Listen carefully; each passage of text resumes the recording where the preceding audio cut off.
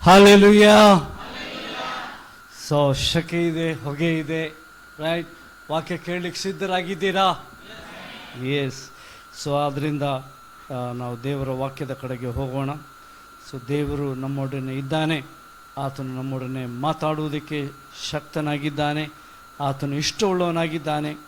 ಯಾಕಂದರೆ ದೇವರು ನಮ್ಮ ರಕ್ಷಕನಾಗಿ ಆತನು ನಮ್ಮನ್ನು ನಡೆಸಿದ ದೇವರು, ಆತನು ನಮ್ಮನ್ನು ಇನ್ನೂ ನಡೆಸುವ ದೇವರಾಗಿದ್ದಾನೆ. ಸಾಕು, ಇಷ್ಟು ವರ್ಷ ನಾನು ನೀನು ನೋಡ್ಕೊಂಡಿದ್ದೇನೆ, ಈಗ ನೀನೇ ಮಾಡು ಎಂಬುದಾಗಿ, ರೈಟ್? ಸೊ ದೇವರ ವಾಕ್ಯ ಹೇಳ್ತದೆ, ನರೆ ಬಂದಾಗಲೂ ಆತನು ಕೈ ಬಿಡೋದಿಲ್ಲ, ರೈಟ್? ಸೊ ದೇವರು ಕೊನೆಯವರೆಗೂ ಈಗ ಕೇಳಿದ ಹಾಗೆ ಸೊ ನಮ್ಮನ್ನು ಕರ್ತನಲ್ಲಿ ದೃಢಪಡಿಸಿ ನಡೆಸುವುದಕ್ಕೆ ಶಕ್ತನಾಗಿದ್ದಾನೆ ಎಂಬುದಾಗಿ ನಾವು ದೇವರ ವಾಕ್ಯದಲ್ಲಿ ಕೇಳಿದ್ದೇವೆ. ಈಗ ನಾನು ಪೌಲ್ರಾಜ್ ಮತ್ತು ಸಾರಾ ಹೇಳಿದಂಥ ಮಾತನ್ನೇ ಮುಂದುವರಿಸ್ತಾ ಇದ್ದೇನೆ, ರೈಟ್? ಒಬ್ಬ ದೇವರ ಮಗನಾಗಿ, ಮಗಳಾಗಿ, ಸೇವಕನಾಗಿ ನಾವು ಜೀವಿಸುವಾಗ ದೇವರು ನಮಗೂ ನಮ್ಮ ಮಕ್ಕಳಿಗೂ ಏನೆಲ್ಲ ಇಟ್ಟಿದ್ದಾನೆ ಎಂಬುದಾಗಿ ನಾವು ತಿಳ್ಕೊಳ್ಳೋಣ, ರೈಟ್? ಇಷ್ಟನಾ? ನೀವು ದೇವರ ಮಕ್ಕಳಾಗಿ, ದೇವರ ಸೇವಕರಾಗಿ, ದೇವರ ತಂದೆ ತಾಯಿಗಳಾಗಿ, ದೇವರ ನಂಬಿಕೆಯಲ್ಲಿ ಜೀವಿಸುವಾಗ ದೇವರು ನಿಮ್ಮನ್ನು ಆಶೀರ್ವಿಸ್ತಾನೆ, ನಿಮ್ಮ ಹಿನ್ನೆಲೆಯನ್ನು ಆಶೀರ್ವಾದ ಮಾಡ್ತಾ ಇದ್ದಾನೆ, ರೈಟ್? ಅದೇ ಈ ವಿಷಯವಾಗಿ ಹೇಳ್ತಾ ಇದ್ದೇನೆ. ಅದಕ್ಕೆ ಮಕ್ಕಳು ಸಹ ಕೇಳಿಸ್ಕೊಳ್ತಾ ಇದ್ದಾರೆ. ದೇವರು ಏನಾಗಿದ್ದಾನೆಂದರೆ, ತನ್ನನ್ನು ನಂಬಿ ನಡೆಯುವವರನ್ನು ಎಂದೂ ಕೈ ಬಿಡುವನಲ್ಲ.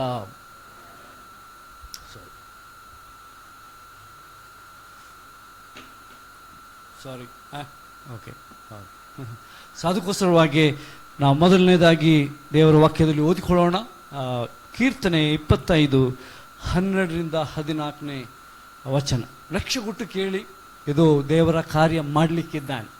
ನಮ್ಮ ಜೀವಿತದಲ್ಲಿ ತನ್ನ ಕೆಲಸವನ್ನು ಪ್ರಾರಂಭ ಮಾಡಿ ಅರ್ಧಕ್ಕೆ ಬಿಟ್ಟು ಹೋಗುವನಲ್ಲ, ಪೂರ್ಣ ಮಾಡುವನಾಗಿದ್ದಾನೆ. ಇದೇ ದೇವರ ನಂಬಿಕೆಸ್ತಿಗೆ, ರೈಟ್? ಸೊ ಆದ್ದರಿಂದ ನೀವು ಮೊದಲೇ ದೇವರನ್ನು, ಯೇಸು ಸ್ವಾಮಿಯನ್ನು ನಂಬಿದಾಗ ಹೇಗೆ ಉತ್ಸಾಹ, ಸಂತೋಷ ನಮ್ಮ ಜೀವಿತ ಕ್ರಮೇಣ ಅದು ಕಮ್ಮಿ ಆಗಿ ಹೋಗಿಬಿಡ್ತದೆ. ಯಾಕೆ? ಸೊ ಯಾಕೆಂತ ಹೇಳಿದಾದರೆ, ನಮ್ಮ ಜೀವಿತದಲ್ಲಿ ಸಣ್ಣ ಪುಟ್ಟ ತೊಂದರೆಗಳು, ಸಣ್ಣ ಪುಟ್ಟ ಕಷ್ಟಗಳು ನಮ್ಮನ್ನು ಮೊದಲಿದ್ದ ಪ್ರೀತಿಯಿಂದ ಅದಕ್ಕೆ ಲವೋದಿಕೀಯ ಸಭೆಗೆ ಯೇಸು ಸ್ವಾಮಿ ಹೇಳ್ತಾನೆ, ನೀವು ತಣ್ಣಗೂ ಅಲ್ಲ, ನೀವು ಬೆಚ್ಚಗೂ ಅಲ್ಲ, ಉಗುರು ಬೆಚ್ಚಗಾಗಿದ್ದೀರಾ, ನಾನು ನಿಮ್ಮನ್ನು ಬಾಯಿಂದ ಕಾರಿ ಬಿಡ್ತೇನೆ ಎಂಬುದಾಗಿ ಹೇಳ್ತಾರೆ. ಸರಿ, ಹಾಗಾದರೆ ಸೊ ಈ ಸ್ಥಿತಿ ನಮ್ಮ ಜೀವಿತದಲ್ಲಿ ಬರಬಾರ್ದು. ಯಾಕಂದರೆ ದೇವರು ನಂಬಿಗಸ್ತನು. ಆತನು ನಿಮಗೆ ಮಾತ್ರ ಅಲ್ಲ, ನೀವು ದೇವರಿಗಾಗಿ ನಡೆದರೆ, ದೇವರನ್ನು ಸನ್ಮಾನ ಮಾಡಿದರೆ, ನಿಮ್ಮ ಮಕ್ಕಳನ್ನು ಅವನು ಸನ್ಮಾನ ಮಾಡ್ತಾನೆ, ರೈಟ್? ಸೊ ಅದಕ್ಕೆ ನಾನು ಕಳೆದ ದಿವಸ ಅಲ್ಲಿ ಹೇಳಿದ ಹಾಗೆ ಅಬ್ರಹಾಮನ ಸಲುವಾಗಿ ಸೊ ಇಸ್ರಾಯೇಲ್ ಜನಕ್ಕೆ ದೇವರು ಅನೇಕ ಆಶೀರ್ವಾದಗಳು ಮಾಡಿದರು. ಅವರು ಅನೇಕ ತಪ್ಪುಗಳು ಮಾಡಿದರು, ಹಠವಾದಿಗಳಾಗಿದ್ದರು, ರೈಟ್? ದೇವರಿಗೆ ಎದುರು ಬೀಳುವರಾಗಿದ್ದರು, ಮೋಶೆಗೆ, ತನ್ನ ಸೇವಕನಿಗೆ ಎದುರು ಬೀಳುವರಾಗಿದ್ದರು. ಇವತ್ತು ಸಹ ಹಾಗೆ. ಆದರೂ ಸಹ ದೇವರೇನು ಮಾಡಿದ? ದೇವರು ಅವರನ್ನು ನಡೆಸ್ತಾ ಬಂದ. ಒಂದು ಸಲ ದೇವರು ಹೇಳ್ತಾನೆ, ನಂದು ಇದಲ್ಲ, ಮೋಶೆಗೆ ಹೇಳ್ತಾನೆ. ಯಾವಾಗ ಮೋಶೆ 40 ದಿವಸ ದೇವರ ಸನ್ನಿಧಾನದಲ್ಲಿ, ಬೆಟ್ಟದ ಮೇಲೆ ದೇವರ ಸನ್ನಿಧಾನದಲ್ಲಿ ಕೂತಿರುವಾಗ, ಈ ಇಸ್ರಾಯೇಲ್ ಜನ, ಮೋಶೆ ಅಂತೂ ಹೋದ, 40 ದಿವಸ ಆಯಿತು, ಇನ್ನು ಬರೋಂಗಿಲ್ಲ, ರೈಟ್? ಸೊ ನಮಗೊಬ್ಬ ನಾಯಕನು ಅಥವಾ ದೇವರು ಬೇಕಲ್ಲ. ಎಲ್ಲ ಹೆಣ್ಮಕ್ಳದು ಕಿವಿದು ಎಲ್ಲ ಯಾರು ಕೊಟ್ಟಿದ್ದದು? ಸೊ ದೇವರು ಇಸ್ರಾಯೇಲ್ ತೊಗೊಂಡು ಹೋಗಿದ್ದನ್ನು ಇಸ್ರಾಯೇಲ್ರಿಂದ ಕೊಡಿಸಿದ್ದು. ಆ ಕೊಡಿಸಿದ್ದು ಬಂಗಾರ, ಅವರು ಗಳಿಸಿದ್ದಲ್ಲ, ರೈಟ್? ಸೊ ಈಜಿಪ್ಟ್ ದೇಶದಿಂದ ಹೊರಬರುವಾಗ ಸೊ ನಾವು ನೋಡ್ತೀವಿ ಅಂತ ಹೇಳಿದ್ರೆ, ಸೊ ದೇವರು ಆ ಇಸ್ರಾಯೇಲ್ ಜನರಿಗೆ ಹೇಳ್ತಾನೆ, ನಿಮ್ಮ ಬಂಗಾರ, ನಿಮ್ಮ ಪ್ರಾಣಿ, ನಿಮ್ಮ ಆಸ್ತಿ ಎಲ್ಲ ಕೊಡ್ರಿ ಅವರಿಗೆ. ಹಾಗೆ ಸೊ ಇಸ್ರಾಯೇಲ್ರು ಗಂಗಾರ ಎಲ್ಲ ತೊಗೊಂಡು ಬಂದಿದ್ದು, ರೈಟ್? ಸೊ ಅದನ್ನೇನು ಮಾಡಿದ್ರು ನೋಡಿ, ಅಂತ ಹಠವಾದ ಕಾರ್ಯ. ಅದನ್ನೇನು ಮಾಡಿದ್ರು ಕೇಳಿಸ್ಕೊಳ್ಳಿಲ್ವ ಈ ಕತೆ? ಸೊ ಏನು ಮಾಡಿದ್ರು? ಆ ಬಂಗಾರನೆಲ್ಲ ತೆಗೆದು ಏನು ಮಾಡಿದ್ರು? ಬಸವನನ್ನು ಮಾಡಿದ್ರು. ಬಸವನನ್ನು ಮಾಡಿ, ರೈಟ್? ಸೊ ಅವ್ರು ಹೇಳಿದರು, ಇವನೇ ನಮ್ಮನ್ನು ಈಜಿಪ್ಟ್ ದೇಶದಿಂದ ಹೊರ ಕರ್ಕೊಂಡ್ಬಂದ, ಇವ ಮೋಸ ಇಲ್ಲ, ರೈಟ್. ಸೊ ಇಂತಹ ಜನಾಂಗವಾಗಿದ್ದರು. ಆದರೂ ಸಹ ಅವಾಗ ಮೋಶೆಗೆ ದೇವರು ಹೇಳ್ತಾನೆ, ಮೋಶೆ ನಾನು ಒಂದು ಮಾತು ಹೇಳ್ತೇನೆ ನಿನಗೆ. ಏನು ಸ್ವಾಮಿ? ಈ ಜನರನ್ನೆಲ್ಲ ನಾಶ ಮಾಡಿಬಿಡ, ನಿನ್ನಿಂದ ಒಂದು ಹೊಸ ಜನಾಂಗ ನಾನು ಎತ್ತೇನೆ. ನಾನು ನೀವಾಗಿದ್ದರೆ ಏನು ಹೇಳ್ತೇನೆ? ಆಗಲಿ ಸ್ವಾಮಿ, ಆಗಲಿ, ನನ್ನಿಂದ ಒಂದು ದೊಡ್ಡ ಜನಾಂಗ ಬರಲಿ, ಮೋಶೆ ಜನಾಂಗ. ರೈಟ್. ಮೋಶೆ ಏನು ಹೇಳಿದ? ಬೇಡ ಸ್ವಾಮಿ, ಬೇಡ. ಈ ಅನ್ಯರು ಹೇಳ್ತಾರೆ, ಅವ್ರನ್ನ ಕರ್ಕೊಂಡು ಹೋದರು, ಮಧ್ಯ ದಾರದಲ್ಲಿ ಕೊಂದು ಹಾಕಿಬಿಟ್ರು. ಆ ದೇವರು, ಬೇಡ ಸ್ವಾಮಿ, ಕ್ಷಮಿಸ್ಬಿಡು. ಮಧ್ಯಸ್ಥನ ಅದೇ ದೇವರ ಸೇವಕರು. ಅದಕ್ಕಾಗಿ ದೇವರು ಮೊದಲನೇದಾಗಿ ನಮಗೆ ಹೇಳ್ತೇನೆ, ನಿಮ್ಮ ಸೇವಕರನ್ನು, ಅವರು ಚಿಕ್ಕವರಾಗಿ ಕಾಣಿಸ್ತಾರೆ, ಅವರು ಮಾತಾಡ್ತಾರೆ, ರೈಟ್, ಸನ್ಮಾನ ಮಾಡಬೇಕು. ನೀವು ದೇವರ ಸೇವಕರನ್ನು ಸನ್ಮಾನ ಮಾಡಿದರೆ, ದೇವರ ವಾಕ್ಯ ನಾನು ಬರ್ತೇನೆ, ನೀವು ಬಹುಕಾಲ ಬದುಕ್ತೀರಾ, ದೇವರ ಆಶೀರ್ವಾದಗಳು ನಿಮ್ಮ ಜೀವಿತದಲ್ಲಿ ಬರ್ತದೆ. ರೈಟ್. ಆ ವಾಕ್ಯವನ್ನು ಓದಿಬಿಡೋಣ, ಯಾಕಂದರೆ ಅದು ನನ್ನ ಟೆಸ್ಟ್ ಅಲ್ಲ, ಈಗ ಇದು ಹೇಳುವುದಕ್ಕೆ ಪ್ರೇರೇಪಣೆ ಆಗಿದ್ದರಿಂದ ನಾನು ಹೇಳ್ತೇನೆ. ಹಿಬ್ರಿಯ 13ನೇ ಅಧ್ಯಾಯ 17ನೇ ವಚನ. ರೈಟ್. ಇಲ್ಲಿ ದೇವರ ವಾಕ್ಯ ಹೇಳ್ತೇವೆ, ಇದು ನಂದಾಗಿ ಬರುವುದಿಲ್ಲ.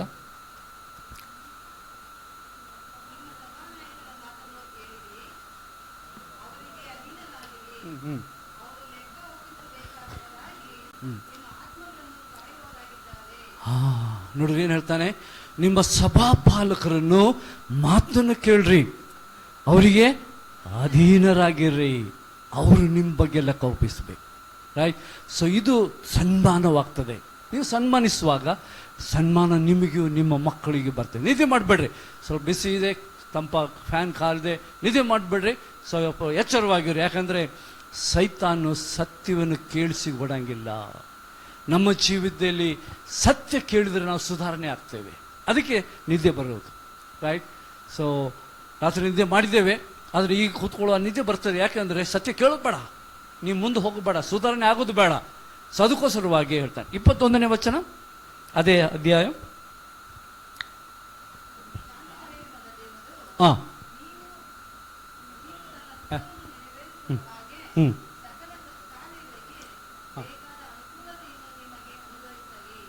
ಸಕಲ ಅನುಕೂಲತೆಗಳನ್ನು ಏನು ಮಾಡ್ತಾನೆ? ನೀವು ನಿಮ್ಮ ನಾಯಕರನ್ನು, ದೇವರು ಕೊಟ್ಟ ನಾಯಕರನ್ನು ಸನ್ಮಾನ ಮಾಡುವಾಗ, ರೈಟ್, ಅವರಿಗೆ ಅಧೀನರಾಗುವಾಗ, ಅವರು ಹೇಳಿದ ಮಾತನ್ನು ಕೇಳುವಾಗ ನಿಮ್ಮನ್ನು ದೇವರು ಅಭಿವೃದ್ಧಿಪಡಿಸ್ತಾ ಇದ್ದಾನೆ. ಒಂದು ಯೋಚನೆಯನ್ನು ಮಾಡ್ತಾನೆ. ಆದ್ದರಿಂದ ಮೊದಲನೇದಾಗಿ ಆ ರೀತಿಯಲ್ಲಿ ಮಾಡಿ, ಇನ್ನು ಅನೇಕ ಈ ದರ್ಶನ ದೇವರು ಅವರಿಗೆ ಕೊಟ್ಟಿದ್ದಾನೆ. ರೈಟ್. ಆ ದರ್ಶನಕ್ಕೆ ನಾವು ಹೊಂದ್ಕೊಂಡು ಆಗಿರಬೇಕು. ಯಾಕೆ ನಾನು ಅವರಿಗೆ ಅಧೀನ ಆಗಬೇಕು, ನಾನು ಅವ್ರಂಗೆ ಆಗಿಬಿಡ್ತಾನಲ್ಲ, ನಾನು ಸಭೆ ನಡೆಸ್ತೇನೆ, ಅದಲ್ಲ. ನಡೆಸ್ಬೋದು, ಆದರೆ ದೇವರು ಅವರ ಆಶೀರ್ವಾದದಿಂದ ಹೋಗಬೇಕು. ರೈಟ್. ನಾವು ಅವ್ರಿಗೆ ಅಧೀನ ಆಗಬೇಕು ಎನ್ನುವುದಾದರೆ ನಾವು ಎದುರು ಬೀಳುವಂಥ ಆತ್ಮ. ಎದುರು ಬೀಳುವುದರಿಂದ ಏನಾಗ್ತದೆ? ಎಲ್ಲ ಆಶೀರ್ವಾದವನ್ನು ಕಳ್ಕೊಂಡು ಹೋಗ್ತೇವೆ. ಮೊದಲು ಒಳ್ಳೆಯದಾಗಿರಬಹುದು, ಆದರೆ ಅದಕ್ಕೆ ನಾನು ಆಮೇಲೆ ಹೇಳ್ತೇನೆ ಅದ್ರ ಬಗ್ಗೆ. ಹೋಗ್ಬೋದು. ಆದರೆ ಈಗ ನಾವು ನೋಡಿಕೊಳ್ಳೋಣ. ಅದರಿಂದ ದಯವಿಟ್ಟು ದೇವರ ಕಾರ್ಯಗಳನ್ನು ಗಮನಿಸಿರಿ. ರೈಟ್. ದೇವರು ಅವರನ್ನು ಕರೆದಿದ್ದಾನೆ, ದೇವರು ಅವರನ್ನು ಉಪಯೋಗ ಮಾಡ್ತಿದ್ದಾನೆ, ದೇವರು ಅವರಿಗೆ ದರ್ಶನವನ್ನು ಕೊಟ್ಟಿದ್ದಾನೆ. ಆ ದರ್ಶನಕ್ಕೆ ನಾವು ಒಂದಾಗಿರೋಣ. 133ನೇ ಕೀರ್ತನೆಯನ್ನು ಅವರು ಮೊದಲೇ ಹೇಳಿದರು. ಏನು ಹೇಳ್ತೇವೆ? ಏನು ಓದ್ತೇವೆ? ಆಹಾ. ಏನು ಆಹಾ? ಸಹೋದರರು. ನೋಡಿದ್ರ, ದೇವ್ರು ಹೇಳ್ತಾನೆ, ಆಹಾ ಎಷ್ಟು ಒಳ್ಳೆಯದು, ಸಹೋದರರು ಒಂದಾಗಿ ಇರುವುದು ಎಷ್ಟು ಒಳ್ಳೆಯದು. ರೈಟ್. ಅದು ಹಾರ್ಮೋನ್ ಪರ್ವತದಲ್ಲಿ ಬಿದ್ದ ಮಂಜು. ಹಾರ್ಮೋನ್ ಪರ್ವತದಲ್ಲಿ ಮಂಜು ಬೀಳ್ತದೆ, ಆ ಪರ್ವತನೇ ಕಾಣಂಗಿಲ್ಲ, ಹಿಂಗೆ ಕಾಣ್ತದೆ, ಎಲ್ಲ ಒಂದೇ ಕಾಣ್ತದೆ. ಅದಕ್ಕೆ ಹಾರ್ಮೋನ್ ಪವರ್. ಅದಕ್ಕೋಸ್ಕರವಾಗಿ ದೇವ್ರು ತಾನೆ ಎಲ್ಲಿ ಐಕ್ಯತೆ ಇದೆಯೋ, ಆ ರೀತಿಯಲ್ಲಿ ಐಕ್ಯತೆ ಇದೆಯೋ, ಅಥವಾ ಒಂದು ಸಭೆಯಲ್ಲಿ, ಒಂದು ಮನೆಯಲ್ಲಿ ಐಕ್ಯತೆ ಇದೆಯೋ, ಅಲ್ಲಿ ಏನು ದೇವರು 2 ಆಶೀರ್ವಾದ ನಿತ್ಯವಾಗಿ ಸುರಿಸ್ತಾ ಇದ್ದಾನೆ. ಏನು ಆಶೀರ್ವಾದ? ಜೀವವು ಹಲೋ ಆಶೀರ್ವಾದವು, ಜೀವವು ಸದಾ ಕಾಲ ಇರಬೇಕು. ದೇವರ ಆಶೀರ್ವಾದ ಸ್ವಲ್ಪ ದಿವಸಕ್ಕಲ್ಲ.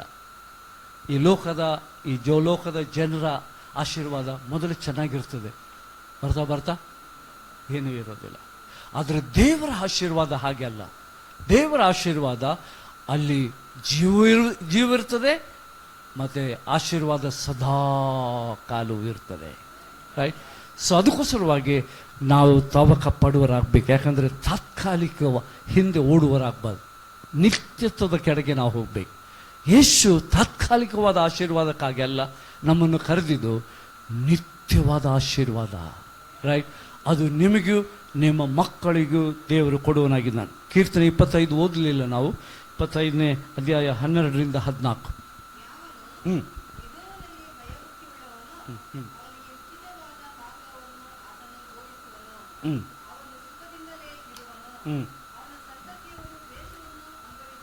ಹಾಲೆಲೂಯ. ಅವ್ರು ಹೇಳಿದ ಈಗ ತಾನೇ ಹೇಳಿದರು ದೇವರ ಭಯಭಕ್ತಿಯಲ್ಲಿ ಇರಬೇಕೆಂಬುದಾಗಿ. ಇಲ್ಲಿ ದೇವರು ಭಯಭಕ್ತಿಯಲ್ಲಿ ಇರೋರಿಗೆ ಏನು ಮಾಡ್ತಾ ಇದ್ದಾನೆ ಅಂತ ಹೇಳ್ತಾ ಇದ್ದಾನೆ. ಅವರಿಗೂ ಅವ್ರ ಮಕ್ಕಳಿಗೂ ಮತ್ತು ಅವರ ಜೀವನ ಹೇಗಿರ್ತದೆ ಅಂತ ಹೇಳಿದ 3 ವಿಷಯ ಹೇಳ್ತಾ ಇದ್ದಾನೆ. ರೈಟ್. ಓದಿ. ಅವರು ಸೊ ಅವನು ಸುಖದಿಂದ ಇರುವರು, ದೇಶವನ್ನು ಅವರ ಮಕ್ಕಳು ಅನುಭವಿಸುವರು. ರೈಟ್. ಸೊ ಇನ್ನೊಮ್ಮೆ ಓದಮ್ಮ.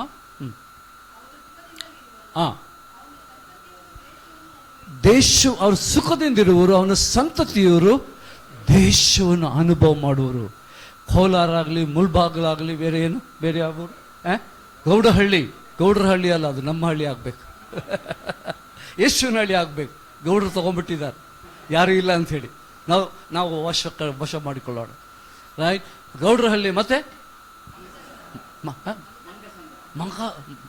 ಮಂಗ, ಅಯ್ಯೋ ಮಂಗ ಸಮುದ್ರ, ಸಂತರ, ಮಂಗ ಸಂತರ ಹಣ್ಣು ತಿಂದಿದೆ ಅಲ್ಲಿ. ರೈಟ್. ಆದರೆ ಈಗ ಅಲ್ಲಿ ಯೇಸುವಿನ ಹಳ್ಳಿಯಾಗಿ ನಾವು ಮಾಡಿಸ್ಬೇಕು. ಹಲ್ಲೆಲೂಯಾ. ಸೊ ಇನ್ನು ಹತ್ತಿರ ಇರುವ ಅನೇಕ ಹಳ್ಳಿಗಳು, ತಾಲೂಕುಗಳು ಇದೆ ಈ ಕೋಲಾರಿಗೆ. ರೈಟ್. ದೊಡ್ಡ ಡಿಸ್ಟ್ರಿಕ್ಟ್. ಅನೇಕ ಸೇವಕರು ಆಗಂಗಿಲ್ಲ ಅಂತ ಬಿಟ್ಟು ಹೋದಂಥ ಜಾಗ ಇದು. ರೈಟ್. ಸೊ ನನಗೆ ಗೊತ್ತು, ಅನೇಕ ಸಮಯದಲ್ಲಿ ಕೋಲಾರ ಭಾಳ ಹಾರ್ಡು ಗಟ್ಟಿ ಜನ. ರೈಟ್. ನಂಬಂಗಿಲ್ಲ. ಗೌಡ್ರು ಅದಕ್ಕೆ ಗೌಡ್ರು ಭಾಳ ಇಲ್ಲಿ. ಆದರೆ ನಾವೇನಾಗಬೇಕಂದ್ರೆ ಯೇಸು ಕ್ರಿಸ್ತನನ್ನು ನಮ್ಮ ರಕ್ಷಕನಾಗಿ ಮಾಡುವಾಗ ದೇವರಿ ಈ ಕಠಿಣವಾದ ಕಲ್ಲು ಏನು, ಎಂಥ ಕಲ್ಲು, ಎಂಥ ಕಲ್ಲು ಅಂತ ಹೇಳ್ತಾರೆ ನಮ್ಮ ಮಲಯಾಳಂದಲ್ಲಿ ಪಾರೆ ಅಂತ ಹೇಳಿದ್ರೆ ಬಂಡೆ ಕಲ್ಲು. ಓಡಿದ್ರೆ ಡಕ್ಕಂತ ನಮಗೆ ತಿರುಗಿ ಏಟು ಕೊಡ್ತದೆ. ನೀವು ಹೊಡಿಲಿಕ್ಕೆ ಅದಕ್ಕೆ ಟಪಕ್ಕಂತ ನಿನಗೆ ಬರ್ತದೆ ಹೊಡೆತ. ಅಷ್ಟು ಕಟ್ಟಿ ಆಗಿರುವಂಥ ಕಾರ್ಯ. ಸೊ ಕೋಲಾರ ಜನರು ಅಂತ ಜನರು, ಅವರಿಗೆ ಏನೋ ಹೇಳಿದಂದರೆ ಟಪಕ್ಕಂತ ನಮಗೆ ಕೊಟ್ಟು ಬಿಡ್ತಾರೆ, ಮಾತಿನಿಂದಾಗಲಿ ಕೈಯಿಂದಾಗಲಿ. ನಾನಿಲ್ಲಿ OIM-ನಲ್ಲಿ ಸೇವ್ ಮಾಡಿದ್ದೇನೆ. ಭಾಳ ಕಷ್ಟ. ನಮ್ಮ ಟ್ರಕ್ನಲ್ಲಿ ನಿಂತುಬಿಟ್ಟು ನಾವು ಸಾರ್ತೇವೆ, ಕಲ್ಲು ಒಗೆದು ಬಿಡ್ತಾರೆ, ನಾವು ಮುಚ್ಕೊಂಡು ಓಡಬೇಕಾಗ್ತದೆ. ಆ ಥರ ಈ ಕೋಲಾರ ಸುತ್ತಮುತ್ತಲು ನಾನು ಅನುಭವ ಮಾಡಿದ್ದೇನೆ. ಸೊ ಅದಕ್ಕೋಸ್ಕರವಾಗಿ ಈ ಪ್ರದೇಶಗಳು ಗೆದ್ದುಕೊಳ್ಳುವುದು ದೇವರ ಕೃಪೆಯಾಗಿದೆ, ದೇವರು ಕೊಟ್ಟಂಥ ಕಾರ್ಯವಾಗಿದೆ. ಸೊ ಅದರಿಂದ ಇಲ್ಲಿ ಹೇಳ್ತಾನೆ ಅಂತ ಹೇಳಿದ್ರೆ, ಯಾರು ದೇವರಿಗೆ ಭಯಪಡ್ತಾರೆ, ರೈಟ್, ಯಾರು ದೇವರಿಗೆ ಭಯಪಡ್ತಾರೆ ಅವರಿಗೆ ದೇವರು ಇದನ್ನು ಸ್ವಾಧೀನ ಮಾಡೋದಕ್ಕೆ ಕೊಡ್ತಾನೆ ಎಂಬುದಾಗಿ ಏನಂತಾನೆ.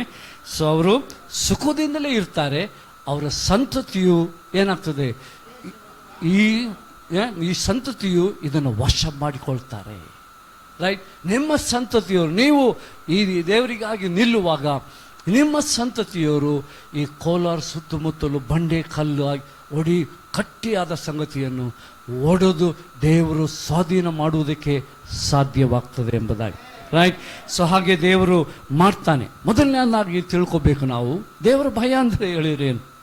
ಅವರು 2 ಸಂಗತಿ ಹೇಳಿದರು, ರೈಟ್. ಆದರೆ ದೇವರ ವಾಕ್ಯದಲ್ಲಿ ಹೇಳಿದೆ ದೇವರ ಭಯ ಅಂದರೆ ಏನು. ರೈಟ್. ಜ್ಞಾನೋಕ್ತಿಗೆ ಬರೋಣ. 8ನೇ ಅಧ್ಯಾಯ 13ನೇ ವಚನ ಹೇಳ್ತದೆ, ದೇವರ ಭಯ ಅಂದರೆ 4 ಸಂಗತಿಗಳಲ್ಲಿ ಹೇಳ್ತಾ ಇದೆ. ಯೆಹೋವನ ಭಯವ ಏನು ಮಾಡ್ತದೆ, ಯೆಹೋವನ ಭಯ ನನಗಿದ್ರೆ ಏನು ಮಾಡ್ತೇನೆ, ನಾನು ಪಾಪ ದ್ವೇಷ ಮಾಡ್ತೇನೆ. ರೈಟ್. ಯವನಸ್ಥರ ಕೇಳ್ಕೊಳ್ಳಿ, ನಾನು ದೇವ್ರಿಗೆ ಭಯಪಡ್ತೇನೆ ರೀ, ನಾನು ಸಂಡೆ ಹೋಗ್ತಾ ಇದ್ದೇನೆ ರೀ, ನಾನು ದೇವ್ರ ಬೈಬಲ್ ಓದ್ತಾ ಇದ್ದೇನೆ ರೀ, ಪ್ರಾರ್ಥನೆ ಮಾಡ್ತೇನೆ ರೀ. ಆದರೆ ಅದು ಇದ್ದರೆ, ದೇವರ ಭಯ ಇದ್ದರೆ ಏನು ತೋರಿಸ್ಬೇಕು, ಹೆಂಗೆ ತೋರಿಸ್ತೇವೆ ನಮ್ಮ ಜೀವಿತದಲ್ಲಿ, ನಮ್ಮ ಜೀವಿತದಲ್ಲಿ ತೋರಿಸ್ಬೇಕು. ಪಾಪಕ್ಕೆ ನಾನು ದೂರ, ಪಾಪಕ್ಕೆ ನಾನೇನಾಗೇನೆ ಹತ್ತಿರ ಅಲ್ಲ. ಪಾಪ ನಮ್ಮನ್ನು ಹತ್ತಿರ ಎಳೀತದೆ, ಅಟ್ರಾಕ್ಷನ್. ರೈಟ್. ಸೊ ಅದಕ್ಕೋಸ್ಕರವಾಗಿ ಸೊ ಅಟ್ರಾಕ್ಷನ್ ಇದೆ. ಆದರೆ ಆ ಪಾಪಕ್ಕೆ ನಾನೇ ಆಗ್ತದೆ, ದೇವರ ಭಯ ಇರೋದ್ರಿಂದ ನಾನು ದೂರ ದೂರ ದೂರ ಸರ್ಕೊಳ್ತೇನೆ. ರೈಟ್. ಸೊ ಇದು ನಮ್ಮ ಜೀವಿತದಲ್ಲಿ ಬರಬೇಕಾಗಿದೆ. ಎರಡನೇದಾಗಿ ಗರ್ವ, ಅಹಂಭಾವ, ದುರ್ಮಾರ್ಗತನ, ಕುಟಿಲ ಭಾಷಣ. ಇನ್ನೊಂದ್ಸಲ ಓದಿ ಅದು. ಇದೆಲ್ಲ ಹಾಗೆ ಮಾಡಿ. ಇದೆಲ್ಲ ನಮ್ಮ ಪಾರ್ಟ್ ಆಫ್ ಜೀವನ, ನಮ್ಮ ಒಳಗೆ ಸೇರ್ಕೊಂಡಿದೆ. ಏನಿದೆ ನಮ್ಮ ಹತ್ರ? ಗರ್ವ ಇದೆ. ಈ ಸಣ್ಣ ಮಗು ಹೇಳಮ್ಮ ಹೇಳು ಅಂತ ಹೇಳಿದ್ರು, ಯಾಕೆ ಹೇಳ್ಬೇಕು? ಏನದು? ನೋಡಿ, ಯಾರ ಕಲಿಸ್ಕೊಟ್ಟಿದ್ದ? ಇದು ಅವುಗಳಿಂದ ಬಂದಿದ್ದು, ಆದಾಮನಿಂದ ಈ ರಕ್ತದ ಮೂಲಕ ಬಂದಿದೆ. ರೈಟ್. ಅದಕ್ಕೋಸ್ಕರವಾಗಿ ದೇವರು ಹೇಳ್ತಾನೆ, ನೀನು ದೇವರ ಭಕ್ತಿಯಲ್ಲಿ ಬರಬೇಕಾ, ಭಕ್ತಿವಂತನಾಗಿ ಬೆಳಿಬೇಕಾ, ಭಕ್ತಿವಂತಳಾಗಿ ಬೆಳಿಬೇಕಾ, ಮೊದಲು ಇದನ್ನು ದೂರ ಮಾಡು. ದೇವರೇ ನೀನೇ ತೆಗೆದು ಬಿಡಪ್ಪ. ದೇವ್ರು ತೆಗಿಯಂಗಿಲ್ಲ, ಯಾಕೆ ಇದು ನಮಗೆ ಹತ್ತಿರ ಆಗಿದೆ. ರೈಟ್. ಸೊ ಅದಕ್ಕೋಸ್ಕರವಾಗಿ ನಾವು ಗುರುತಿಸಬೇಕು, ಇದು ಪಾಪ. ದೇವರು ಯಾರು? ನಾವು ಹಾಡಿದರು, ಪರಿಶುದ್ಧನು ಪರಿಶುದ್ಧನು. ಪರಿಶುದ್ಧ ದೇವರನ್ನು ನಾವು ಸೇವಿಸ್ತಾ ಇರುವಾಗ, ನಂಬಿರುವಾಗ ನಾವೇನಾಗಬೇಕಂದ್ರೆ ಈ ಪಾಪಗಳನ್ನು ದೂರ ಇಡಬೇಕು. ರೈಟ್. ಸೊ ಆವಾಗ ಮಾತ್ರವೇ ನಾವು ದೇವರಿಗೆ ಹತ್ತಿರವಾಗಿ ಇರಲಿಕ್ಕೆ ಸಾಧ್ಯ. ಎರಡು, ಗರ್ವ, ಅಹಂಭಾವ ಸಹ ಇದೆ. ನೋಡಿ, ಇದು ನಮ್ಮಲ್ಲಿ ಇದೆ. ಅಹಂಭಾವ ಅಂದರೆ ಏನು? ನನಗೆಲ್ಲ ಗೊತ್ತೇ, ಪ್ರತಿಷ್ಠೆ ಅಂತ ಅದು ಮಾತ್ರ ಅಲ್ಲ. ಅಹಂಭಾವ ಅಂದರೆ ಏನು? ನನಗೆಲ್ಲ ಗೊತ್ತು, ಏನು ಫಾಸ್ಟರ್ ಹೇಳೋದೆಲ್ಲ ನನಗೇನು, ನನಗೆ ಗೊತ್ತಿಲ್ವಾ? ನಿಮ್ಮ ಭಾಷೆ ಜಂಬ ಮಾತ್ರ ಅಲ್ಲ, ಅಹಂಭಾವ ನನಗೆ ಗೊತ್ತಿದೆ. ಈಗ ರೈಟ್. ಸೊ ಒಂದು ಕಥೆ ಹೀಗಿದೆ. ಒಂದು ಶಾಲೆಯಲ್ಲಿ ಒಬ್ಬ ಹುಡುಗ ಟೀಚರ್ ಹೇಳಿದರು, ಎದ್ದಿಲ್ಲ. ಅವನು ಎದ್ದು ನಿಂತ್ಬಿಟ್ಟು ಹೇಳ್ತಾ ಇದ್ದಾನೆ ಎಲ್ಲ ತನ್ನ ಸುತ್ತಮುತ್ತಲಿರುವ ಗೆಳೆಯರಿಗೆ, ಎದ್ದು ನಿಲ್ತೇನೆ, ಆದ್ರ ಒಳಗಡೆ ನಾನು ಕೂತ್ಕೊಂಡೇನೆ. ಏನದು? ಅದೇ ಅಹಂಭಾವ. ಒಳಗಡೆ ಏನಿದೆ ಒಬ್ಬ ಮನುಷ್ಯ, ಹೊರಗಡೆ ಮನುಷ್ಯ ಎದ್ದು ನಿಲ್ತಾನೆ, ಆದ್ರೆ ಒಳಗಡೆ ಮನುಷ್ಯ ಕೂತ್ಕೊಂಡೇನೆ. ಅದೇ ಅಹಂಭಾವ. ಪ್ರಿಯರೇ, ನಮ್ಮ ಸ್ವಭಾವ ಇದು ಆದಾಮನಿಂದ ಬಂದದ್ದು. ಆದ್ದರಿಂದ ಪ್ರಿಯರೇ, ನನ್ನ ಸಂದೇಶ ಹೇಳೋದಕ್ಕಿಂತ ಮುಂಚೆ ಇಂಥದ್ದೆಲ್ಲ ನಾವು ಹೊರಗೆ ಹಾಕಿದರೆ ದೇವರ ಭಯಭಕ್ತಿಯಲ್ಲಿ ಸುಖವಾಗಿ ಬಾಳ್ಬೋದು. ಹಲ್ಲೆಲೂಯಾ. ಇದಕ್ಕಾಗಿ ಯೇಸು ಕ್ರಿಸ್ತ ನಮ್ಮನ್ನು ಕರೆದಿದ್ದು. ಹಾಗೆ ನಮ್ಮ ಮಕ್ಕಳಿಗೂ ನನ್ನಲ್ಲಿ ಅದು ಬರುವಾಗ ನನ್ನ ಮಕ್ಕಳು ಗುರುತಿಸ್ತಾರೆ. ನಾನು ಒಂದು ಉದಾಹರಣೆ ನಿಮಗೆ ಹೇಳಲಿಕ್ಕೆ ಇಷ್ಟಪಡ್ತೇನೆ. ರೈಟ್. ಸೊ ನನ್ನ ಮಕ್ಕಳ ಬಗ್ಗೆ ಪೌಲ್ರಾಜ್ ಆಗಲೇ ಹೇಳಿದ್ದಾರೆ, ಅದು ನಾನು ಹೇಳಂಗಿಲ್ಲ. ಆದರೆ ನನ್ನ ಜೀವಿತದಲ್ಲಿ ನಡೆದಂಥ ಒಂದು ಸಂಗತಿ. ರೈಟ್. ಒಂದು ಸಮಯದಲ್ಲಿ ನನ್ನ ಯೌವನಸ್ಥನಾದ ನನ್ನ ಮಗ ರಾತ್ರಿ 12 ಗಂಟೆ ಆಗಿದೆ. ಅವ್ರ ಸ್ನೇಹಿತರೆಲ್ಲ ಕೂತ್ಕೊಂಡು ಡ್ರಾಯಿಂಗ್ ಹಾಲಲ್ಲಿ, ಸಣ್ಣ ಮನೆ, 2 ಬೆಡ್ರೂಮ್ ಒಳಗಡೆ ಇದೆ, ಇಲ್ಲಿ ಇದು ಡ್ರಾಯಿಂಗ್ ರೂಮು, ಕಿಚನ್ ಈ ಕಡೆ. ಈ ಡ್ರಾಯಿಂಗ್ ರೂಮಲ್ಲಿ ಕೂತ್ಕೊಂಡು ಅವರು ಮಾತಾಡ್ತಾ ಇದ್ದಾರೆ, ತಮಾಷೆ ಮಾಡ್ತಾ ಇದ್ದಾರೆ. ಎಷ್ಟು ಗಂಟೆಗೆ? 12 ಗಂಟೆಗೆ. ನನಗೆ ಇದು ಕೇಳಿದಾಗ ಅವರು ನಗ್ತಾ ಇದ್ದಾರೆ, ಮಾಡ್ತಾ ಇದ್ದಾರೆ. ಎಲ್ಲ ಫ್ರೆಂಡ್ಸ್ ಅವರೇ, ನಮ್ಮ ಚರ್ಚ್ ಹುಡುಗರೆ. ರೈಟ್. ಎಲ್ಲ ಮಾಡ್ತಾ ಇದ್ದಾರೆ. ನನಗೆ ನಿದ್ದೆನೇ ಬರ್ತಾ ಇಲ್ಲ, ಇದೇನು ಇದು ಶಬ್ದ ಮಾಡ್ತಾರೆ ಹುಡುಗರು. ಒಂದ್ಸಲ ಹೇಳಿದೆ ಅಲ್ಲಿಂದ ಒಳಗಿಂದ, ಸುಮ್ಮನಿರಪ್ಪ, ಏನಾದ್ರು ಪ್ರೇಯರ್ ಮಾಡ್ರಿ, ಇದ್ಯಾಕೆ ಇಷ್ಟು ಅವಾಜ್ ಮಾಡ್ತೀರಾ, ಸುತ್ತಮುತ್ತಲ ಮನೆ ಇದೆ ಮತ್ತು ಡಿಸ್ಟರ್ಬ್ ಆಗ್ತದೆ. ಕೇಳ್ತಾ ಇಲ್ಲ, ಅವರು ಅವಾಜ್ ಮಾಡ್ತಾಯಿದ್ರು, ಮತ್ತೆ ಅವಾಜ್ ಮಾಡಿ. ನಾನು ಎದ್ಬಿಟ್ಟು ಹೋಗ್ಬಿಟ್ಟು ನಾನು ಬೇರೆ ಹುಡುಗರು ಹೊಡೆಯೋಕ್ಕಾಗಲಿಲ್ಲ, ಫಟ್ ಅಂತ ನಾನು ಹುಡುಗನಿಗೆ ಕೊಟ್ಬಿಟ್ಟೆ ಕೆನ್ನೆಗೆ. ಸುಮ್ಮನೆ ಎಲ್ಲರಿಗೆ ನಿಶಬ್ದ ಆಯಿತು. ಆವಾಗ ಎಲ್ಲ ಶಬ್ದ ಆಯಿತು. ನನ್ನ ಹುಡುಗನಿಗೆ ಆಶ್ಚರ್ಯ ಆಯಿತು, ಯಾಕೆ ಡ್ಯಾಡಿ ಹಿಂಗೆ ಮಾಡಿದರು. ರೈಟ್. ಸೊ ನಾನು ಹೋಗಿ ಮಾಡ್ಕೊಂಡೆ, ಅವಾಗ ಮತ್ತೆ ಶಬ್ದ ಇಲ್ಲ.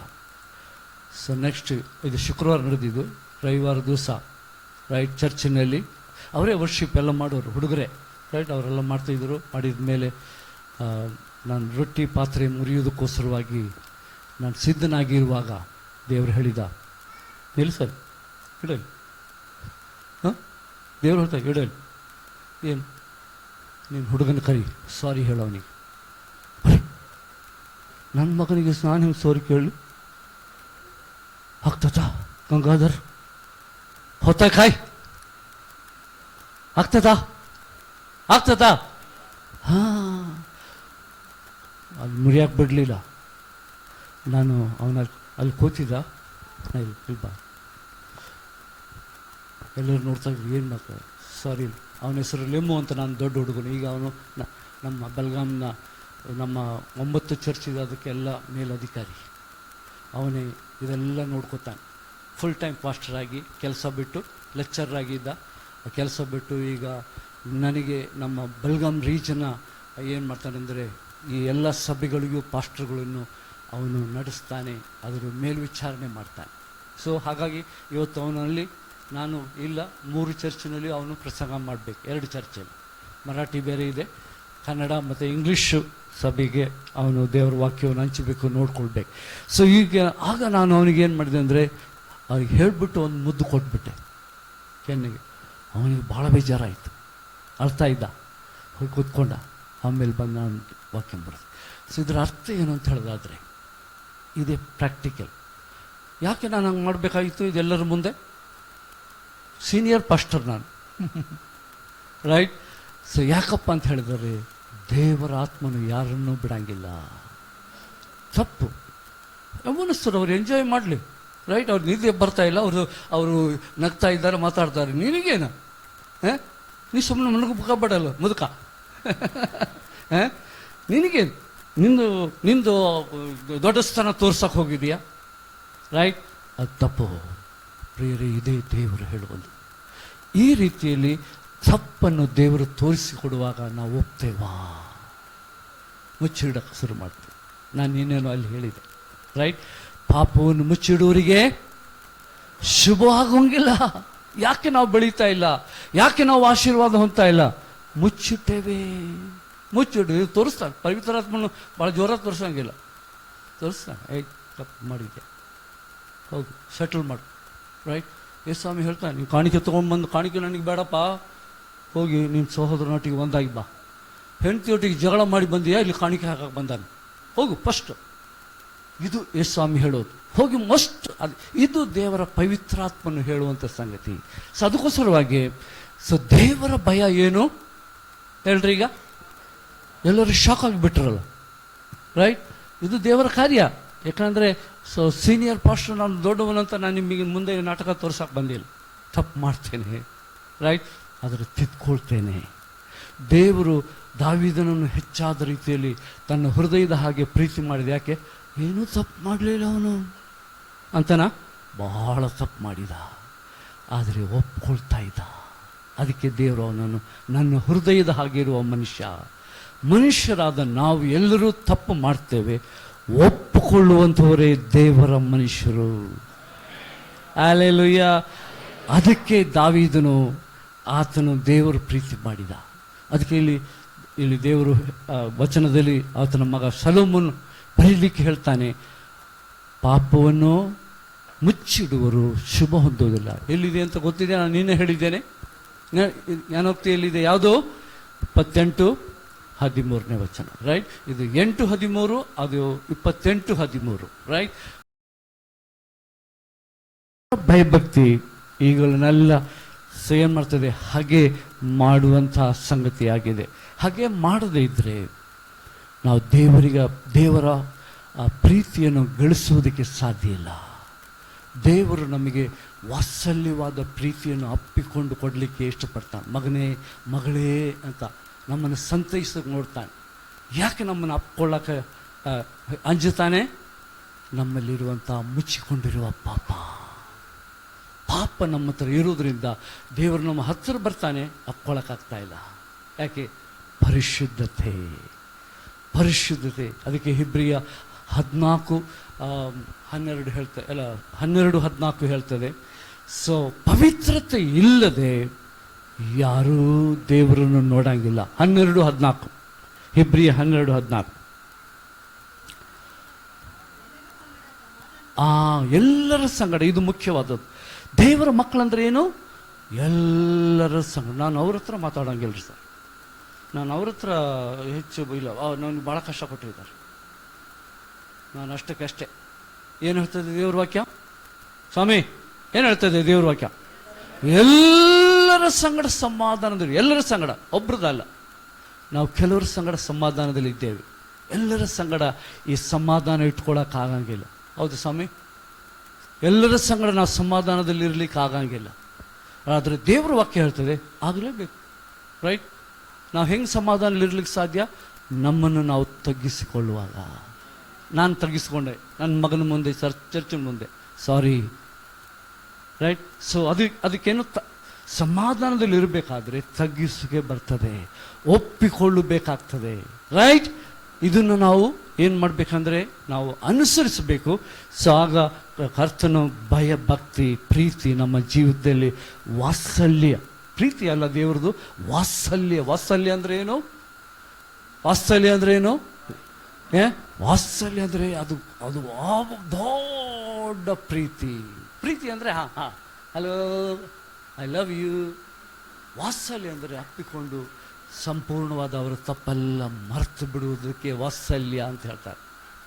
ನಾನು ಅವ್ರ ಬಗ್ಗೆ ಏನೂ ಸಿಟ್ಟಿಟ್ಕೊಂಡಿಲ್ಲ, ಎಲ್ಲ ಕ್ಷಮಿಸಿಬಿಟ್ಟಿದ್ದೇನೆ.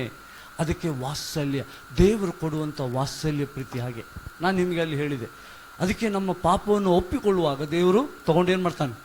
ಗಂಟು ಕಟ್ಟಿ ಮೂಟೆ, ನೀವು ನಿಮ್ಮ ಭಾಷೆಯಲ್ಲಿ ಏನು ಹೇಳ್ತೀರಾ?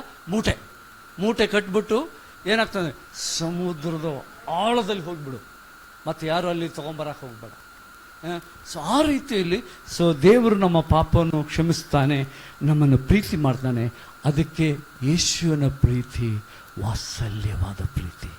ಹಲ್ಲೆಲೂಯಾ. ಈ ಪ್ರೀತಿಯನ್ನು ನಾವು ಸ್ವೀಕರಿಸಬೇಕಾದ್ರೆ ನಾವು ಇದನ್ನು ಮಾಡಬೇಕು.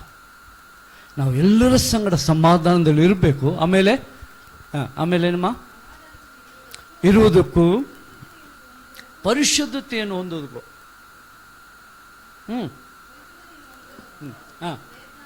ಪ್ರಯತ್ನ ಮಾಡ್ರಿ. ಇದಿಲ್ಲದೆ, ಪರಿಶುದ್ಧತೆ ಇಲ್ಲದೆ ಯಾವನು ಕರ್ತನನ್ನು ಕಾಣುವುದಿಲ್ಲ. ಸೊ ಅದಕ್ಕೋಸ್ಕರವಾಗಿ ಇದು ಬಹಳ ಮುಖ್ಯವಾದ ಸಂಗತಿ. ನಾವು ಯೇಸು ನಂಬುವುದು ಬಹಳ ಸುಲಭ, ನಂಬುವುದಕ್ಕೆ ಬಹಳ ಏನು ಖರ್ಚಿಲ್ಲ. ಆದರೆ ಮುಂದುವರ್ಸ್ಕೊಂಡು ಹೋಗೋದಕ್ಕೆ ಖರ್ಚೈತ್ರಿ ಸಮಯ. ನಾವು ಇದಕ್ಕೆ ತ್ಯಾಗ ಮಾಡಬೇಕು, ನಾವು ತಗ್ಗಿಸ್ಕೋಬೇಕು. ರೈಟ್? ನಾವು ಒಪ್ಪಿಕೊಳ್ಬೇಕು. ಖರ್ಚೈತಿ. ನಂಬುವುದಕ್ಕೇನು ಖರ್ಚಿಲ್ಲ. ಇದನ್ನು ಮಾಡಿಕೊಂಡು ಹೋಗೋದು, ಮುಂದುವರ್ಸ್ಕೊಂಡು ಹೋಗೋದಕ್ಕೆ ಖರ್ಚಿದೆ. ಅದಕ್ಕೆ ನಾವು ನೋಡಿದ ಹಾಗೆ ನಮ್ಮನ್ನು ಒಪ್ಪಿಸಿಕೊಟ್ಟಿದ್ದೇವೆ. ಸೊ ದೇವರ ವಾಕ್ಯ, ಯೇಸು ಸ್ವಾಮಿ ನಮ್ಮನ್ನು ಪಾಪದಿಂದ ರಕ್ಷಿಸುವುದಕ್ಕಾಗಿ ಆತನು ತ್ಯಾಗ ಮಾಡಿದ, ಒಪ್ಪಿಸಿಕೊಟ್ಟ. ಅದಕ್ಕೆ ಹಾಡುಗಾರ, ಈ ಹಾಡು ನಿಮಗೆ ಬರ್ತಿದೆಯಲ್ಲೋ ಗೊತ್ತಿಲ್ಲ. ಗಂಗಾಧರ್, ಒಪ್ಪಿಸಿ ಕೊಟ್ಟಿರುವೆ ನಿನ್ನನ್ನೇ ನನಗಾಗಿ, ಲೋಕದ ರಕ್ಷಕನೇ ಉನ್ನತ ಬಲಿಯಾಗಿ. ಯಾಕೆ? ಪಾಪಕ್ಕೆ ಸಾಯಲು, ನೀತಿಗೆ ಬಾಯಿವಿಸಲು, ಪಾಪಕ್ಕೆ ಸಾಯಲು, ನೀತಿಗೆ ಜೀವಿಸಲು, ದಿವ್ಯ ಶರೀರದಿ ನನ್ನ ಪಾಪ ಹೋತಿರುವೆ, ನಿಂದಿವ್ಯ ಶರೀರದಿ ನನ್ನ ಪಾಪ ಹೋತಿರುವೆ, ಒಪ್ಪಿಸಿ ಕೊಟ್ಟಿರುವೆ ನಿನ್ನನ್ನೇ ನನಗಾಗಿ, ಲೋಕದ ರಕ್ಷಕನೇ ಉನ್ನತ ಬಲಿಯಾಗಿ. ಉಳಿದು ನಿಮ್ಗೆ ಗೊತ್ತಿದೆ. ಸೊ ನನ್ನನ್ನು ಪಾಪದಿಂದ ಬಿಡಿಸುವುದಕ್ಕಾಗಿ ಯೇಸು ಸ್ವಾಮಿ ಏನು ಮಾಡಿದ? ತನ್ನನ್ನೇ ಸಿಲುಬೆಯಲ್ಲಿ ಒಪ್ಪಿಸಿಕೊಟ್ಟ. ಅದು ಎಂಥ ದೊಡ್ಡ ಪ್ರೀತಿ, ದೊಡ್ಡ ಪ್ರೀತಿ. ಸೊ ಅದಕ್ಕೋಸ್ಕರವಾಗಿ ನಮ್ಮನ್ನು ನಾವು ಸ್ವತಂತ್ರವಾಗಿ ಏನು ಮಾಡಬೇಕು? ಸ್ವಾಮಿ, ನಿನಗಾಗಿ ಜೀವಿಸೋದಕ್ಕೆ ನನ್ನನ್ನು ಒಪ್ಪಿಸಿಕೊಡ್ತೇನೆ. ನೀನು ಮಾಡಿದ ಶ್ರೇಷ್ಠ ಕಾರ್ಯ ನಾನು ನೆನೆಸ್ತೇನೆ, ಒಪ್ಪಿಸಿಕೊಡ್ತೇನೆ, ನಿನಗಾಗಿ ಜೀವಿಸ್ತೇನೆ. ಈ ಪಾಪವನ್ನು ನನಗೆ ಹತ್ತಿರ, ಆದರೆ ಇದನ್ನು ಹಾಗೆ ಮಾಡ್ತೇನೆ. ಯಾಕೆ? ನಿನ್ನನ್ನು ಪ್ರೀತಿಸ್ತೇನೆ, ನಿನಗೆ ಒಪ್ಪಿಸಿಕೊಟ್ಟಿದೆ. ಪ್ರಿಯರೇ, ಇದು ತ್ಯಾಗ. ಅದಕ್ಕೆ ದೇವರ ಭಯ, ಭಕ್ತಿ ಅಂತ ಹೇಳೋದು. ರೈಟ್? ಸೊ ನಾನು ಪ್ರಾರಂಭ ಮಾಡಿದಷ್ಟೇ. ಪಾಸ್ಟರ್, ಎಷ್ಟು ಗಂಟೆಗೆ ಊಟ? 12 ಗಂಟೆಗೆ. 12 ಗಂಟೆ ಆಯಿತು. 11:15 ಓಕೆ ಇನ್ನು ಹಾಫ್ ಆನ್ ಅವರ್ ಇದೆ. ಹೌದು. ಸೊ ಓಕೆ ನಾನು ತಿಳ್ಕೊಂಡು ಆಗಿಬಿಡ್ತಂತ ನಾನು ಇಂಟ್ರಡಕ್ಷನ್ ಮಾಡಿದ್ದಷ್ಟೇ, ನನ್ನ ಮೆಸೇಜ್ ಪ್ರಾರಂಭ ಆಗಿ ಮಾಡೋಣ. ಸೊ ಹಾಗಾದರೆ ಬೇಗ ಹೋಗೋಣ. ನಿದ್ದೆ ಮಾಡಬೇಡಿ. ಊಟ ಎಲ್ಲ ಚಲೋ. ಏನು ಇವತ್ತು ಚಿಕನ್ ಕರಿನಾ ಬಿರಿಯಾನಿ? ಅಬ್ಬಾ, ಬಿರಿಯಾನಿ ಉಂಡ ಮೇಲೆ ಇಲ್ಲಿ ಕೂತ್ಕೊಳ್ಳೋಕ್ಕಾಗಂಗಿಲ್ಲ, ನಿದ್ದೆ ಬಂದ್ಬಿಡ್ತದೆ. ರೈಟ್, ಈಗಲೇ ನಿದ್ದೆ ಬರ್ತಾ ಇದೆ. ರೈಟ್, ಸ್ವಲ್ಪ ಪ್ರಯತ್ನ ಮಾಡಿ. ಈ ದೇವರ ವಾಕ್ಯ ನಾನು ಮುಂದೆ ಯಾವಾಗ ಬರ್ತಾನೋ ಗೊತ್ತಿಲ್ಲ. ರೈಟ್, ಅದಕ್ಕೋಸ್ಕರವಾಗಿ ನೀವು ಮತ್ತೆ ಈ ವಾಕ್ಯಗಳನ್ನು ಗಳಿಸ್ಕೊಡ್ರಿ. ಚೆರಿಯನ್ ಪಾಸ್ಟರ್ ಅಂತ ಬೆಳಗಾಂನಿಂದ ಒಬ್ಬರು ಬದುಕ ಬಂದಿದ್ದರು, ಇದೆಲ್ಲ ಹೇಳ್ಕೊಟ್ರಪ್ಪ, ಇಟ್ಕೊಳ್ರಿ. ಸೊ ಇದು ನೆನಪು ಮಾಡಿ. ಸೊ ಈ ಕಾರ್ಯಗಳಲ್ಲಿ ಮಾಡುವುದಕ್ಕೆ, ನಡೆಯುವುದಕ್ಕೆ ದೇವರು ನಿಮಗೂ ಸಹಾಯ ಮಾಡ್ತಾನೆ. ನಾವು ಯಾರ ಮಾದರಿಯನ್ನು ಅನುಸರಿಸಬೇಕು? ಯೇಸು ಕ್ರಿಸ್ತನ ಮಾದರಿಯನ್ನು. 1 ಪೇತ್ರ 2:21 ಹೇಳ್ತದೆ. ಸೊ ಆತನು ನಮಗೋಸ್ಕರವಾಗಿ ಯೇಸುವಿನ ಮಾದರಿಯನ್ನು ಅನುಸರಿ ನಮಗೆ ಕಷ್ಟಪಟ್ಟು ನಮಗೊಂದು ಮಾದರಿಯನ್ನು ಬಿಟ್ಟು ಹೋಗಿದ್ದಾನೆ. ಈ ಮಾದರಿಯನ್ನು ಆತನ ಹೆಜ್ಜೆ ಜಾಡಿನಲ್ಲಿ ನಡೀರಿ ಎಂಬುದಾಗಿ. ರೈಟ್. ಸೊ ಅದಕ್ಕೋಸ್ಕರವಾಗಿ ನಾವು ಯೇಸುವಿನ ಮಾದರಿಯನ್ನು ನಮ್ಮ ಮುಂದೆ ಇಟ್ಕೊಂಡು ಮುಂದೆ ಹೋಗೋಣ. ಸೊ ಮೊದಲನೇದಾಗಿ ಇಲ್ಲಿ ಹೇಳ್ತಾ ಇದೆ, ಭಯಭಕ್ತಿ ಉಳ್ಳವರಾಗುವಾಗ ಸೊ ನಮ್ಮ ಜೀವಿತದಲ್ಲಿ ದೇವರು ಸುಖ ಸಮಾಧಾನ ಕೊಡ್ತಾನೆ. ಎರಡನೇದಾಗಿ ನಮ್ಮ ಮಕ್ಕಳಿಗೂ ಆತನು ಎಸ್ಟಾಬ್ಲಿಷ್ ಮಾಡ್ತಾನೆ, ನಾವು ಸ್ಥಾಪನೆ ಮಾಡ್ತಾನೆ ಎಂಬುದಾಗಿ ಕೀರ್ತನೆಯಲ್ಲಿ ನಾವು ಓದಿದ್ದೀವಿ. ಸೊ ಮುಂದೆ ನಾವು ನೋಡ್ತೇವೆ ಅಂತ ಹೇಳಿದ್ರೆ, ಸೊ 112ನೇ ಕೀರ್ತನೆ 2 ಮತ್ತು 3ನೇ ವಚನದಲ್ಲಿ ಹೇಳ್ತದೆ. ರೈಟ್, ತನ್ನ ಸದ್ಭಕ್ತರಿಗೆ ದೇವರೇನಾಗಿರ್ತಾನೆ? ಆತ್ಮ ಮಿತ್ರನಾಗಿರುವನು, ಅವರಿಗೆ ತನ್ನ ಒಡಂಬಡಿಕೆಯನ್ನು ಅನುಭವವನ್ನು ದಯಪಾಲಿಸುವನು. ರೈಟ್. ಸೊ ಇಲ್ಲಿ ನಾವು ನೋಡ್ತೇವೆ ಅಂದರೆ, ದೇವರಿಗೆ ನಾವು ಆ ವಾಕ್ಯಗಳನ್ನು ಮಾಡುವಾಗ ದೇವರು ನಮಗೆ ಹತ್ತಿರವಾಗಿರ್ತಾನೆ. ಈ ವಾಕ್ಯದ ಗುಟ್ಟು ಏನಂತ ಹೇಳೋದಾದ್ರೆ, ರೈಟ್, ಸಿಗ್ತಾ ನಿಮಗೆ. ಆಮೇಲೆ ಅವರಿಗೆ ಹೇಳ್ತಾನೆ, ದ್ರವ್ಯವೂ ಐಶ್ವರ್ಯವು ಅವರ ಮನೆಯಲ್ಲಿ ಆತನ ನೀತಿಯು ಎಂದೆಂದಿಗೂ ನಿಲ್ಲುತ್ತದೆ. ರೈಟ್. ಈ ಎಲ್ಲ ಆಶೀರ್ವಾದಗಳು ನಮ್ಮ ಜೀವಿತದಲ್ಲಿ ಬರಬೇಕಾದ್ರೆ ದೇವರು ನಮಗೆ ಮಿತ್ರನಾಗಬೇಕು. ಮಿತ್ರನಂದ್ರೆ ಏನು? ಫ್ರೆಂಡ್. ಇಂಗ್ಲೀಷ್ನವ್ರು ನೀವೆಲ್ಲ. Right, friend. Yes, Jesus is our friend. So ಅದಕ್ಕೋಸ್ಕರವಾಗಿ ಸೊ ನಾವು ನೋಡ್ತೇವೆ ಅಂತ ಹೇಳಿದ್ರೆ, ಯೋಹಾನ್ ಸುವಾರ್ತೆಯಲ್ಲಿ ಅಬ್ರಹಾಮನಿಗೆ ದೇವರು ಕರೀತಾನೆ 15:15 ಸೊ ಅಬ್ರಹಾಮನನ್ನು ದೇವರು ಸ್ನೇಹಿತನೇ ಅಂತ ಕರೀತಾನೆ. ಸ್ನೇಹಿತನೇ ಅಂತ ಕರೀತಾನೆ, ಮೈ ಫ್ರೆಂಡ್. ಯಾಕೆ? ಅಬ್ರಹಾಮನಿಗೆ ದೇವರು ಎಲ್ಲ ತಿಳಿಸ್ತಾ ಇದ್ದ, ಯಾವುದು ಮುಚ್ಚುಮರೆ ಮಾಡ್ತಾ ಇರಲಿ. ಒಬ್ಬ ಫ್ರೆಂಡ್ ಅಂತ ಹೇಳಿದರೆ, ಒಬ್ಬ ಸ್ನೇಹಿತನಂತ ಹೇಳಿದರೆ, ನಮ್ಮ ಗುಟ್ಟುಗಳೆಲ್ಲ ಅವನಿಗೆ ಗೊತ್ತು. ನಮ್ಮ ಹೆಂಡತಿಗೆ ಗೊತ್ತಿಲ್ಲ, ನಮ್ಮ ತಂದೆ ತಾಯಿಗೆ ಗೊತ್ತಿಲ್ಲ, ನಮ್ಮ ಪ್ರಿಯರಿಗೆ ಗೊತ್ತಿಲ್ಲ, ಅದು ನಮ್ಮ ಗಳಿನಿಗೆ ಗೊತ್ತು. ರೈಟ್, ಎಲ್ಲಗಳು. ಅದಕ್ಕೆ ಫ್ರೆಂಡ್. ಹಾಗಾದರೆ ಯೇಸು ಹೇಳ್ತಾ ಇದ್ದಾನೆ, ನಾವು ದೇವರ ಭಯಭಕ್ತಿಯಲ್ಲಿ ಜೀವಿಸುವಾಗ ದೇವರು ಯೇಸು ಸ್ವಾಮಿ ನಮಗೇನಾಗ್ತಾನೆ? ಆಪ್ತ ಮಿತ್ರನಾಗ್ತಾನೆ. ರೈಟ್. ಸೊ ಆಮೇಲೆ ಏನಾಗ್ತಾನೆ? ಆತನು ತನ್ನ ಒಡಂಬಡಿಕೆಯನ್ನು, ದೇವರು ಮಾಡಿದ ಒಡಂಬಡಿಕೆಯನ್ನು ನೆರವೇರಿಸ್ತಾ ಬರ್ತಾನೆ. ರೈಟ್. ಏನು ಒಡಂಬಡಿಕೆ ಮಾಡಿದ? ನಾನು ನಿನ್ನನ್ನು ಅಭಿವೃದ್ಧಿಪಡಿಸ್ತೇನೆ, ನಾನು ನಿನಗೋಸ್ಕರ ಚಿಂತಿಸ್ತೇನೆ, ನಾನು ನಿನ್ನ ಕೈ ಬಿಡುವುದಿಲ್ಲ, ನಾನು ನಿನ್ನ ಮಕ್ಕಳನ್ನು ಕಾಪಾಡುತ್ತೇನೆ. ಇದೆಲ್ಲ ದೇವರು ಮಾಡಿದ ಒಡಂಬಡಿಕೆಯನ್ನು ಏನು ಮಾಡ್ತಾನೆ? ನೆರವೇರಿಸ್ತಾ ಬರ್ತಾನೆ. ಯಾವಾಗ? ನಾವು ಆತನಿಗೆ ಸ್ನೇಹಿತನಾಗಿರುವಾಗ. ಮುಂದೆ ಹೋಗೋಣ. ಸೊ 102ನೇ ಕೀರ್ತನೆಯಲ್ಲಿ ಸಹ ಅದು ಹೇಳ್ತದೆ, 102:28ನೇ ವಚನ. ರೈಟ್. ಸೊ 102:28. ದೇವರ ಸೇವಕರ ಮಕ್ಕಳು ಬಾಳುವರು. ನಿಮ್ಮ ಸಂತತಿ ಸ್ಥಿರವಾಗಿರಬೇಕಾ ದೇವರ ಸನ್ನಿಧಾನದಲ್ಲಿ? ಇನ್ನೊಂದ್ಸಲ ಓದಿ ಅದನ್ನು. ನಿನ್ನ ಸೇವಕನ ಮಕ್ಕಳು ಬಾಳ್ತಾರೆ. ಅವರ ಸಂತತಿಯವರು ಸ್ಥಿರವಾಗಿರು. ನಿಮ್ಮ ಮಕ್ಕಳು ದೇವರ ಸನ್ನಿಧಾನದಲ್ಲಿ ನಂಬಿಕೆಯಲ್ಲಿ ಸ್ಥಿರವಾಗಿರಬೇಕಾ? ನಾವೇನಾಗಬೇಕು? ನಾವು ದೇವರನ್ನು ಪ್ರೀತಿಸೋರಾಗಬೇಕು. ರೈಟ್. ದೇವರಿಗೆ ಸ್ನೇಹಿತರಾಗಬೇಕು. ರೈಟ್. ಆಗ ಏನಾಗ್ತಂದ್ರೆ, ದೇವರು ಏನು ಮಾಡ್ತಾ ಇದ್ದಾನೆ? ನಿಮ್ಮ ಮಕ್ಕಳನ್ನು ಆತನು ಬಲಪಡಿಸ್ತಾ ಇದ್ದಾನೆ. ರೈಟ್. ನಾನು ಅನೇಕ ಕಥೆಗಳು ಹೇಳ್ಬೋದು. ರೈಟ್. ಸೊ ಈಗ ನನ್ನ ಮಗ ಇಲ್ಲಿದ್ದಾನೆ, ಅವನು ದೇವರ ಸೇವಕನಾಗಬೇಕೆಂಬುದು ಅವನು ಎಂದೂ ನೆನೆಸಲಿಲ್ಲ. ಯಾಕೆ? ತಂದೆ ಕಷ್ಟ ನೋಡಿಬಿಟ್ಟಿದ್ದ. ಅದಕ್ಕೋಸ್ಕರವಾಗಿ ಅವನಿಗೆ ನಾನು ಎಂದಿಗೂ ಪಾಸ್ಟರ್ ಆಗಂಗಿಲ್ಲ ಅಂತ ಹೇಳಿ PUC ಆದ ಕೂಡ ಏನು ಮಾಡಿದ? ಕೆಲಸಕ್ಕೆ ಹೋಗ್ತಾನೆ ಅಂತ ಬೆಂಗಳೂರಿಗೆ ಅವನ ಫ್ರೆಂಡ್ ಒಟ್ಟಿಗೆ ಹೋಗ್ಬಿಟ್ಟ. ಫ್ರೆಂಡ್ದು ಇಂಟರ್ವ್ಯೂ ಇತ್ತು. ಯಾವುದೋ ಕಂಪ್ನಿ ಕರೆದಿದ್ರು, ಅವ್ನು ಕರೆದಿದ್ರು, ನೀನು ಬರಲಿ ಅಂತೇಳಿ ಇನ್ನೂ ಕರ್ಕೊಂಡೋಗಿ PUC ಪಾಸ್ ಆಗಿದ್ದು ಸರ್ಟಿಫಿಕೇಟ್ ಇತ್ತು ಅಷ್ಟೇ, ತೊಗೊಂಡು ಬರಲಿ ಅದನ್ನಂತ. ಅಲ್ಲಿ ಹೋದಾಗ ಇಂಟರ್ವ್ಯೂ ಮಾಡಿದ ಅವನ ಫ್ರೆಂಡಿಗೆ, ಸೆಲೆಕ್ಟ್ ಆಗಿಲ್ಲ. ಅವನು ಕಳಿದ, ನೀ ಬಾ, ಇಂಟರ್ವ್ಯೂ ಹೋಗಿದ್ದಲ್ಲ ಸುಮ್ಮನೆ ಜೊತೆಗೆ ಹೋಗಿದ್ದ, ಈ ಒಂದು ಡಾಕ್ಯುಮೆಂಟು ಇವನು ಮಾತು ಗೀತಲ್ಲ ನೋಡಿ, ನೀನು ಸೆಲೆಕ್ಟು. ಅದು ಎಲ್ಲಿ, ದೊಡ್ಡ IT ಕಂಪನಿಯಲ್ಲಿ, ರೈಟ್. ಸೊ ದೊಡ್ಡ ಕಂಪನಿಯಲ್ಲಿ ಇವನು ಎಂಥ ಕಂಪ್ನಿ ಅದು. ಸೊ ಅಲ್ಲಿ ಇವನು ಅವ್ನು ಬಿಟ್ಬಿಟ್ಟು ಇವನಿಗೆ ಆಶ್ಚರ್ಯ, ಅವ್ನು ನೋಡ್ತಾ ಇದ್ದಾನೆ ಮೇಲೆ ಕೆಳಗೆ, ಅವ್ನು ನೋಡ್ತಾನೆ ಇವನು ನೋಡ್ತಾನೆ, ಏನಿದು ಆಶ್ಚರ್ಯ. ಲಿಮೋ ನಾ ಹೋಗ್ತೇನೆ, ನೀನು ಸೇರಪ್ಪ. ಥ್ಯಾಂಕ್ ಯು, ಭಾಳ ನಶ ಏನಿಲ್ಲ, ನಾನು ಬರ್ತೇನೆ ನಿನ್ನೊಟ್ಟಿಗೆ. ಸೊ ಅವ್ರು ಹೇಳಿದ್ರು ಇಮಿಡಿಯೇಟ್ಲಿ ಜಾಯ್ನ್ ಆಗ. ಸೊ ನಮಗಿಂಥ ಕ್ಯಾಂಡಿಡೇಟ್ ಸಿಕ್ಕಿಲ್ಲ. ಸೊ ಅಲ್ಲಿ ಸುಮಾರು ವರ್ಷ ಕೆಲಸ ಮಾಡಿದ. ಅಲ್ಲಿ ಅವನೇನಾದ ಅಂದರೆ ಅಲ್ಲಿ ಆಫೀಸ್ ಮ್ಯಾನೇಜರ್ ಆದ. ಅವನ ಕೈ ಕೆಳಗೆ MA ಇಂಜಿನಿಯರಿಂಗ್ ಒಂದು ಟೀಮನ್ನು ಇವರಿಗೆ ಕೊಟ್ಬಿಟ್ಟು, ನೀನೇ ಇನ್ಚಾರ್ಜ್, ಸರಿ ನೀನೇ ಇನ್ಚಾರ್ಜ್ ಅಂತ ಅವನ ಮೇಲೆ ಪ್ರಮೋಷನ್ ಮಾಡಿಕೊಟ್ರು.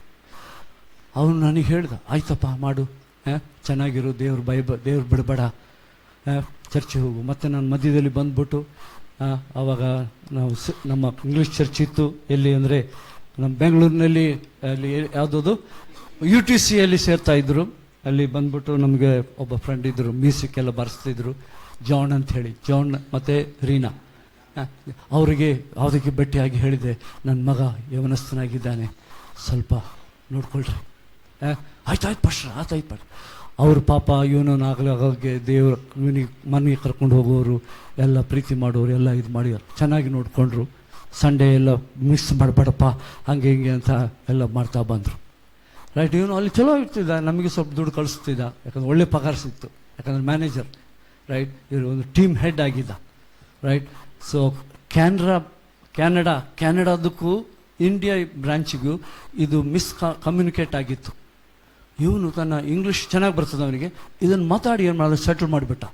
ಅದಕ್ಕೆ ಕಂಪನಿಯವರು ಅವನು ಪ್ರಮೋಷನ್ ಮಾಡಿ, ಯು ಆರ್ ದ ಬೆಸ್ಟ್ ಅಂತ ಹೇಳಿಬಿಟ್ಟು ಏನು ಮಾಡಿದರು, ಅವನ ಪಗಾರನು ಜಾಸ್ತಿ ಮಾಡಿ ಅವನಿಗೆ ದೊಡ್ಡ ಪ್ರಬಲ್ಯವನ್ನು ಕೊಟ್ಟಿದ್ರು, ರೈಟ್. ಅಂಥ ಸಮಯದಲ್ಲಿ, ರೈಟ್, ಅವನು ಒಂದು ದಿವಸ 2 ವರ್ಷ ಆದಮೇಲೆ, ರೈಟ್, ನನಗೆ ಫೋನ್ ಮಾಡ್ತಾನೆ, daddy I am coming to Belgaum. ಹೇಳಿದ್ರು, why? No, I am coming. Why you are coming?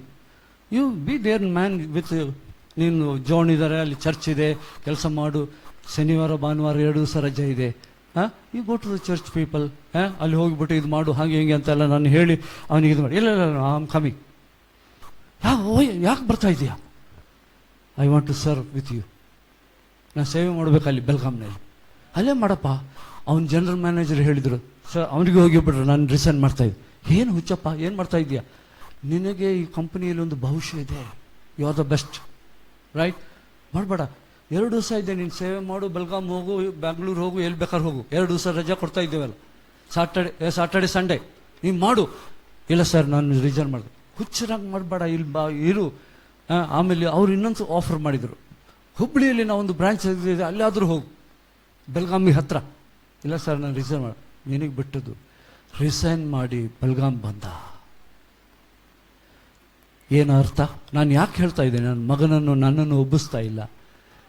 ದೇವರ ಕಾರ್ಯ, ದೇವರು ಅವನನ್ನು ಸೇವೆ ಕರೆದಿದ್ದ. ನಾನು ಹೇಳಿದೆ, ಬೇಡಪ್ಪ ನೀನು ಅಲ್ಲೇ ಇರು, ನಾನು ನೋಡ್ಕೋತೇನೆ, ಈಗ ನಾವೆಲ್ಲ ಇದಿದೆ, ನಾನು ಮುಪ್ಪಿನ ಪ್ರಾಯದಲ್ಲಿ ಬಾ, ಈಗ ಬೇಡ, ಈಗ ಸ್ವಲ್ಪ ದುಡ್ಡಲ್ಲಿ ಗಳಿಸು, ನಮಗೆ ದುಡ್ಡು ಬೇಕಲ್ಲ, ದುಡ್ಡು ಬೇಕಲ್ಲ, ದುಡ್ಡು ಎಲ್ಲಿ ಮರದಿಂದ ಕೆಳಕ್ಕಾಗಂಗಿಲ್ಲ, ಸರ್ ದುಡ್ಡು ಬೇಕು, ನೀವು ಸಪೋರ್ಟ್ ಮಾಡು. ಇಲ್ಲ ನೋಡಿ ನಾನು ಬಿಟ್ಟೇ ಬಿಡ್ತಾ ಇದ್ದೀನಿ. ಸೊ ನಾನು ಅಂದಮೇಲೆ ಅದಕ್ಕೆ ಇದಿಲ್ಲ, ದೇವರ ಚಿತ್ತಕ್ಕೆ ವಿಧೇಯನಾಗಲಿಲ್ಲ. ಇವತ್ತು ಅವನು ಬೆಲ್ಗಾಮ್ನಲ್ಲಿ ನಮ್ಮ 9 ಚರ್ಚ್ಗಳಿದೆ ನಮ್ಮ ಡಿಸ್ಟಿಕ್ಕಿನಲ್ಲಿ, ಎಲ್ಲದಕ್ಕೂ ಸರಿಯಾಗಿ ಮಾಡಿಕೊಂಡು ಏನೋ ಅಡ್ಮಿನಿಸ್ಟ್ರೇಟರ್ ಆಗಿ ಎಲ್ಲ ಕಾರ್ಯವನ್ನು ಮಾಡ್ತಾ ಹೋಗ್ತಾ ಇದ್ದಾನೆ. ಸೊ ಇದು ದೇವರ ಕಾರ್ಯ. ಯಾಕೆ ಅಂತ ಹೇಳಿದ್ರೆ ಈ ವಾಕ್ಯ ಮುಖ್ಯವಾದ. ಏನು ಓದಿದ್ವಿ? ಸೊ 102ನೇ ಕೀರ್ತನೆ 28ನೇ ವಚನ, ಸೇವಕನ ಮಕ್ಕಳು ಬಾಳುವರು, ರೈಟ್. ಹೇಗೆ? ಆಮೇಲೆ ನಿನ್ನ ಸನ್ನಿಧಿಯಲ್ಲಿ ಸರ್ ಬೇಡ ಅಂತ ಬಿಟ್ಟು ಹೋದವ ಪಾಸ್ಟರ್, ನಾನು ಜನ್ಮದಲ್ಲಿ ಆಗಂಗಿಲ್ಲ. ನೀನು ನೋಡಿ ಸಾಕಾಗಿದ್ದು ನನಗೆ.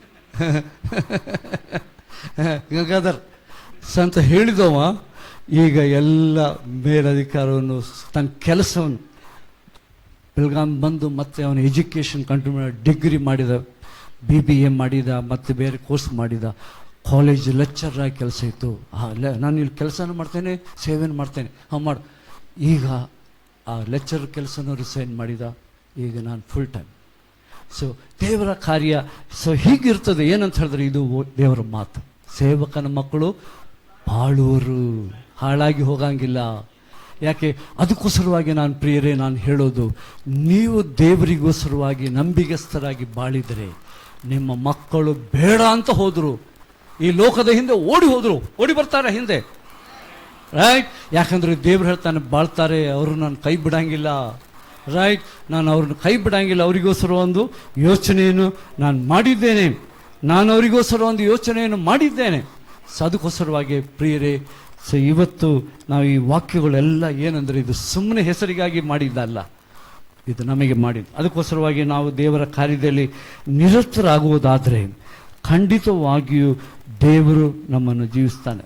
ಸೊ 64ನೇ ವರ್ಷದಲ್ಲಿ ಪ್ರವಾದಿಯಾದ ಯೆಶಾಯನು ಹೀಗೆ ಹೇಳ್ತಾನೆ. ಅದು ಪೌಲನು ಸಹ ಇದನ್ನು ಬರೆದಿದ್ದಾನೆ. 1 ಕೊರಿಂಥಿ 2:9 2 ವಚನ ಓದುವಣ. ಯಾಕಂದರೆ ದೇವರು ತನ್ನನ್ನು ಪ್ರೀತಿಸುವವರಿಗಾಗಿ ಅನೇಕ ಒಳ್ಳೆಯ ಸಂಗತಿಗಳನ್ನು ಇಟ್ಟಿದ್ದಾನೆ.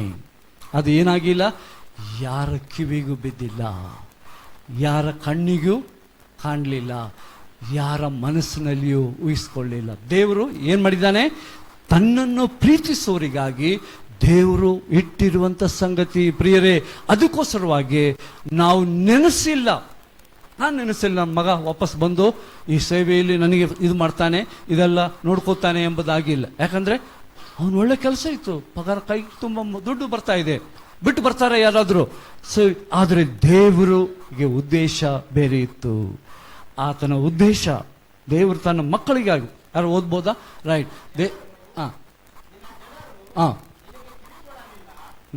ಅದಲ್ಲ.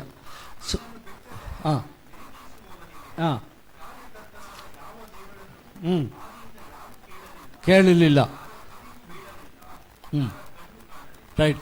ದೇವರು ಕಾದುಕೊಳ್ಳುವನಿಗೋಸ್ಕರವಾಗಿ ಮಾಡುವುದನ್ನು ಲೋಕದ ಉತ್ಪತ್ತಿ ಮುಂಚೆ ನಿನ್ನ ಹೊರತು ಯಾರೂ ಕೇಳಲಿಲ್ಲ, ಯಾರ ಕಿವಿಗೂ ಬೀಳಲಿಲ್ಲ, ಯಾರ ಕಣ್ಣು ನೋಡಲಿಲ್ಲ ಅಂತ ಇದು ಪ್ರವಾದಿ ಹೇಳಿದ್ದು. ಪೌಲನು ಇದನ್ನು ವ್ಯಕ್ತವಾಗಿ ಬರೀತಾನೆ 1 ಕೊರಿಂಥಿ 2ನೇ ಅಧ್ಯಾಯ 9ನೇ ವಚನದಲ್ಲಿ. ಸೊ ದೇವರು ತನ್ನ ಮಕ್ಕಳಿಗಾಗಿ ಸಿದ್ಧ ಮಾಡಿದ್ದು ನೋಡಿದ್ರ. ಸೊ ದೇವರ ಮಕ್ಕಳಾಗಿ ನಾವು ಬಾಳುವಾಗ ನಾನು ನಿಮಗೆ ಹೇಳ್ತಾ ಇದ್ದೇನೆ, ನಿಮಗಾಗಿಯೂ ನಿಮ್ಮ ಮಕ್ಕಳಿಗಾಗಿಯೂ ದೇವರು ಅನೇಕ ಸಂಗತಿಗಳನ್ನು ಸಿದ್ಧ ಮಾಡಿದ್ದಾನೆ. ಅದು ಯಾರ ಕಣ್ಣಿಗೂ ಕಾಣಲಿಲ್ಲ, ಯಾರ ಕಿವಿಗೂ, ಯಾರ ಮನಸ್ಸಿನಲ್ಲಿ ಊಹಿಸ್ಕೊಳ್ಳಿಲ್ಲ. ಅದು ತಾನು ತನ್ನ ಸಮಯದಲ್ಲಿ ನೆರವೇರಿಸ್ತಾನೆ. ಅದಕ್ಕೋಸ್ಕರ ನಾವೇನು ಮಾಡಬೇಕು? ನಮ್ಮ ಮನಸ್ಸಿಗೆ ಬಂದ ಹಾಗೆ ಜೀವಿಸ್ಬೇಕಾ? ಯೇಸು ನಂಬಿದ ಮೇಲೆ ಎಲ್ಲವನ್ನು ಪಾಪ ದ್ವೇಷ ಮಾಡ್ತಾ ದೇವರಿಗೆ ಹತ್ತಿರವಾಗಿ ಜೀವಿಸುವಾಗ ದೇವರು ತನ್ನ ಸಮಯದಲ್ಲಿ ನಿಮ್ಮ ಜೀವಿತದಲ್ಲಿ ಆಶೀರ್ವಾದ ತರ್ತಾನೆ, ನಿಮ್ಮ ಮಕ್ಕಳ ಜೀವಿತದಲ್ಲಿ ಆಶೀರ್ವಾದ ಬರ್ತದೆ. ರೈಟ್? ನಮಗೆ ಗೊತ್ತಿಲ್ಲ ಈ ಮಕ್ಕಳಿಗೆ ಏನೆಲ್ಲ ಆಗ್ತಾರೆ ಎಂಬುದಾಗಿ. ನೋಡಿದ್ರ, ಈಗ ಚಂದವಾಗಿ ಕಾಣಕತ್ತಾರೆ, ಇವರು ಮುಂದೆ ಏನಾಗ್ತಾರೆ ಅಂತ ನನಗೂ ನಿಮಗೂ ಯಾರಿಗೂ ಗೊತ್ತಿಲ್ಲ. ರೈಟ್? ಸೊ ಆದರೆ ದೇವರಿಗೂ ಗೊತ್ತಿದೆ. ರೈಟ್? ಇವರಿಗೊಂದು ಭವಿಷ್ಯ ಇದೆ. ಯಾಕೆ ಅವರಿಗೆ ಭವಿಷ್ಯ ಇರೋದು ಹೇಳಿ ನೋಡೋಣ. ನಾನು ಈಗ ಹೇಳಿದ್ನ, ಯಾಕೆ ಅವರಿಗೆ ಭವಿಷ್ಯ? ಹಲೋ, ಯಾಕೆ ಭವಿಷ್ಯ? ಯಾರನ್ನ? ಮಕ್ಕಳನ್ನ ಹತ್ಕೊಂಡ ಅವರಿಗೊಂದು ಭವಿಷ್ಯ ಇದೆ. ಯಾಕೆ ಅಂದರೆ ನೀವು ದೇವರನ್ನು ಪ್ರೀತಿ ಮಾಡೋದ್ರಿಂದ, ನೀವು ದೇವರನ್ನು ಆರಿಸ್ಕೊಂಡು ಬರೋದ್ರಿಂದ ನಿಮ್ಮ ಮಕ್ಕಳಿಗೋಸ್ಕರವಾಗಿ ಒಂದು ವರ್ಷ. ಅದೇ ನನ್ನ ಮಗನಿಗೆ ತೋರಿಸಿತ್ತು. ಅವನಿಗೊಂದು ಭವಿಷ್ಯ ಇದೆ. ಅವನಿಗೆ ಬೇಡ ಅಂತ ಬಿಟ್ಟು ಹೋಗಿದ್ದು. ಪಾಸ್ಟರ್ ಬೇಡಪ್ಪ ಹೋಗು, ನನಗೆ ಬೇಡ, ಪಾಸ್ಟರ್ ಗಿಸ್ಟರ್ ಬೇಡ ಅಂತ ಹಿಂಗೆ ಹೇಳಿ ಹೋದವ. ರೈಟ್? ಆದರೆ ದೇವರು ವಾಪಸ್ ಕರೆದ. ಯಾಕೆ? ದೇವರಿಗೊಂದು ಉದ್ದೇಶ ಇತ್ತು, ದೇವರಿಗೊಂದು ಉದ್ದೇಶ ಇದೆ. ಅದಕ್ಕಾಗಿ ನಾವು ದೇವರನ್ನು ಆರಿಸ್ಕೊಂಡು ದೇವರಿಗಾಗಿ ಸತ್ಯವಂತರಾಗಿ ಜೀವಿಸುವಾಗ ದೇವರು ನಿಮ್ಮ ಮಕ್ಕಳಿಗೆ ಆ ಭವಿಷ್ಯವನ್ನು ವ್ಯಕ್ತಪಡಿಸ್ತಾನೆ ತನ್ನ ಸಮಯದಲ್ಲಿ. ರೈಟ್? ಅದಕ್ಕೆ ಹೇಳ್ತಾನೆ. ಹೋದ್ರಿ ಇಲ್ಲಿ ಏನು ಹೇಳ್ತಾನೆ ಪೌಲನು? ರೈಟ್? ಅದೇ ಇದೆ ನಾನು ಹೇಳಿದ್ದು ಕರೆಕ್ಟ್ ಇದೆಯಾ? ಪ್ರೀತಿಸುವವರಿಗಾಗಿ ಸಿದ್ಧ ಮಾಡಿರುವಂಥ ಎಲ್ಲವನ್ನು ಕಣ್ಣು ಕಾಣಲಿಲ್ಲ, ಕಿವಿ ಕೇಳಲಿಲ್ಲ, ಮನುಷ್ಯನ ಹೃದಯದಲ್ಲಿ ಹುಟ್ಟಲಿಲ್ಲ. ಅದಕ್ಕೋಸ್ಕರವಾಗಿ ಪ್ರಿಯರೇ, ನಾನು ನೀವು ಜವಾಬ್ದಾರಿಯಾಗಿದ್ದೇವೆ. ಯಾರ ಸಲುವಾಗಿ? ನಿಮಗೋಸ್ಕರವಾಗಿಯೂ ನಿಮ್ಮ ವಂಶಕ್ಕಾಗಿಯೂ. ರೈಟ್? ಅದಕ್ಕೆ ನಾನು ಹೇಳ್ತೇನೆ, ಬೇಡದೆಲ್ಲ ಬಿಟ್ಟುಬಿಡ್ರಿ ಯೇಸು ನಂಬಿದ ಮೇಲೆ. ರೈಟ್? ಹಳೆ ಸ್ನೇಹಿತ ಬಿಟ್ಟುಬಿಡ್ರಿ, ಹಳೆ ಬಿಸ್ನೆಸ್ ಬಿಟ್ಬಿಡ್ರಿ. ರೈಟ್? ಆ ಎಲ್ಲ ಕಾರ್ಯಗಳು ನಾನು ಬಿಡಿಸಿ ಹೇಳಕ್ಕೆ ಹೋಗ್ತಾ ಇಲ್ಲ, ಏನಲ್ಲ, ಅದೆಲ್ಲ ಬೇಡದ ಸಂಗತಿ ಬಿಟ್ಟುಬಿಡ್ರಿ. ಯಾರು ನೀವು?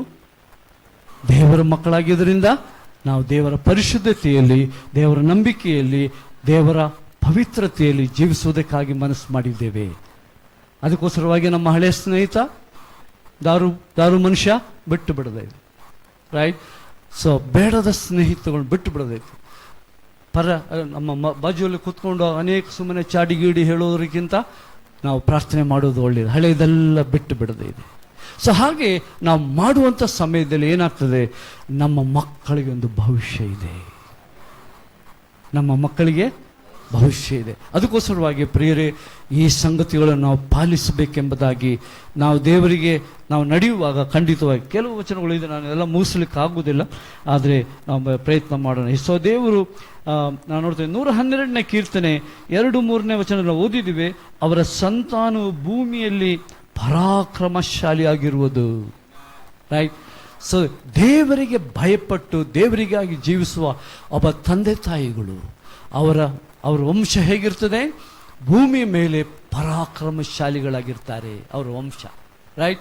ಸೊ ಹಾಗಾದರೆ ದೇವರು ಅನೇಕ ಸಂಗತಿಗಳನ್ನು ಅವ್ರ ಮೂಲಕವಾಗಿ ಅವರಿಗೆ ಇಟ್ಟಿದ್ದಾನೆ. ಅದರಿಂದ ನಮ್ಮ ಸಂತಾನ ಅಭಿವೃದ್ಧಿ ಆಗಬೇಕಾದ್ರೆ, ನಮ್ಮ ಜೀವಿತ ಆಶೀರ್ವಾದ ಆಗಬೇಕಾದ್ರೆ, ಈ ಮಕ್ಕಳು ದೇವರ ಉದ್ದೇಶಕ್ಕೆ ಬರಬೇಕಾದ್ರೆ, ನಾನು ಮತ್ತು ನೀವು ತಂದೆ ತಾಯಿಗಳಾದ ನಾವು ದೇವರಿಗೋಸ್ಕರವಾಗಿ ಮೀಸಲಾಗಿ ಇಡುವ ದೇವರ ಭಯಭಕ್ತಿಯಲ್ಲಿ ಜೀವಿಸುವಾಗ ದೇವರು ಈ ಕಾರ್ಯಗಳನ್ನೆಲ್ಲ ಮಾಡ್ತಾನೆ. ಹೌದಿದೆ, ದ್ರವ್ಯವು ಐಶ್ವರ್ಯವು ಅವನ ಮನೆಯಲ್ಲಿ ಇದೆ, ನೀತಿ ಎಂಬುದೇ ಅವರಿಗೆ ನಿಲ್ಲುವಂಥದ್ದಾಗಿದೆ ಎಂಬುದಾಗಿ ಜ್ಞಾನೋಕ್ತಿ 14:26 ಹೇಳ್ತದೆ, ಯೆಹೋವನಿಗೆ ಭಯಪಡುವುದರಿಂದ ಕೇವಲ ನಿರ್ಭಯ ಆತನ ಮಕ್ಕಳಿಗೆ ಆಶ್ರಯ ಇದ್ದೇ ಇದೆ. 14:26 ಬಹಳ ಮುಖ್ಯವಾದ ವಚನ.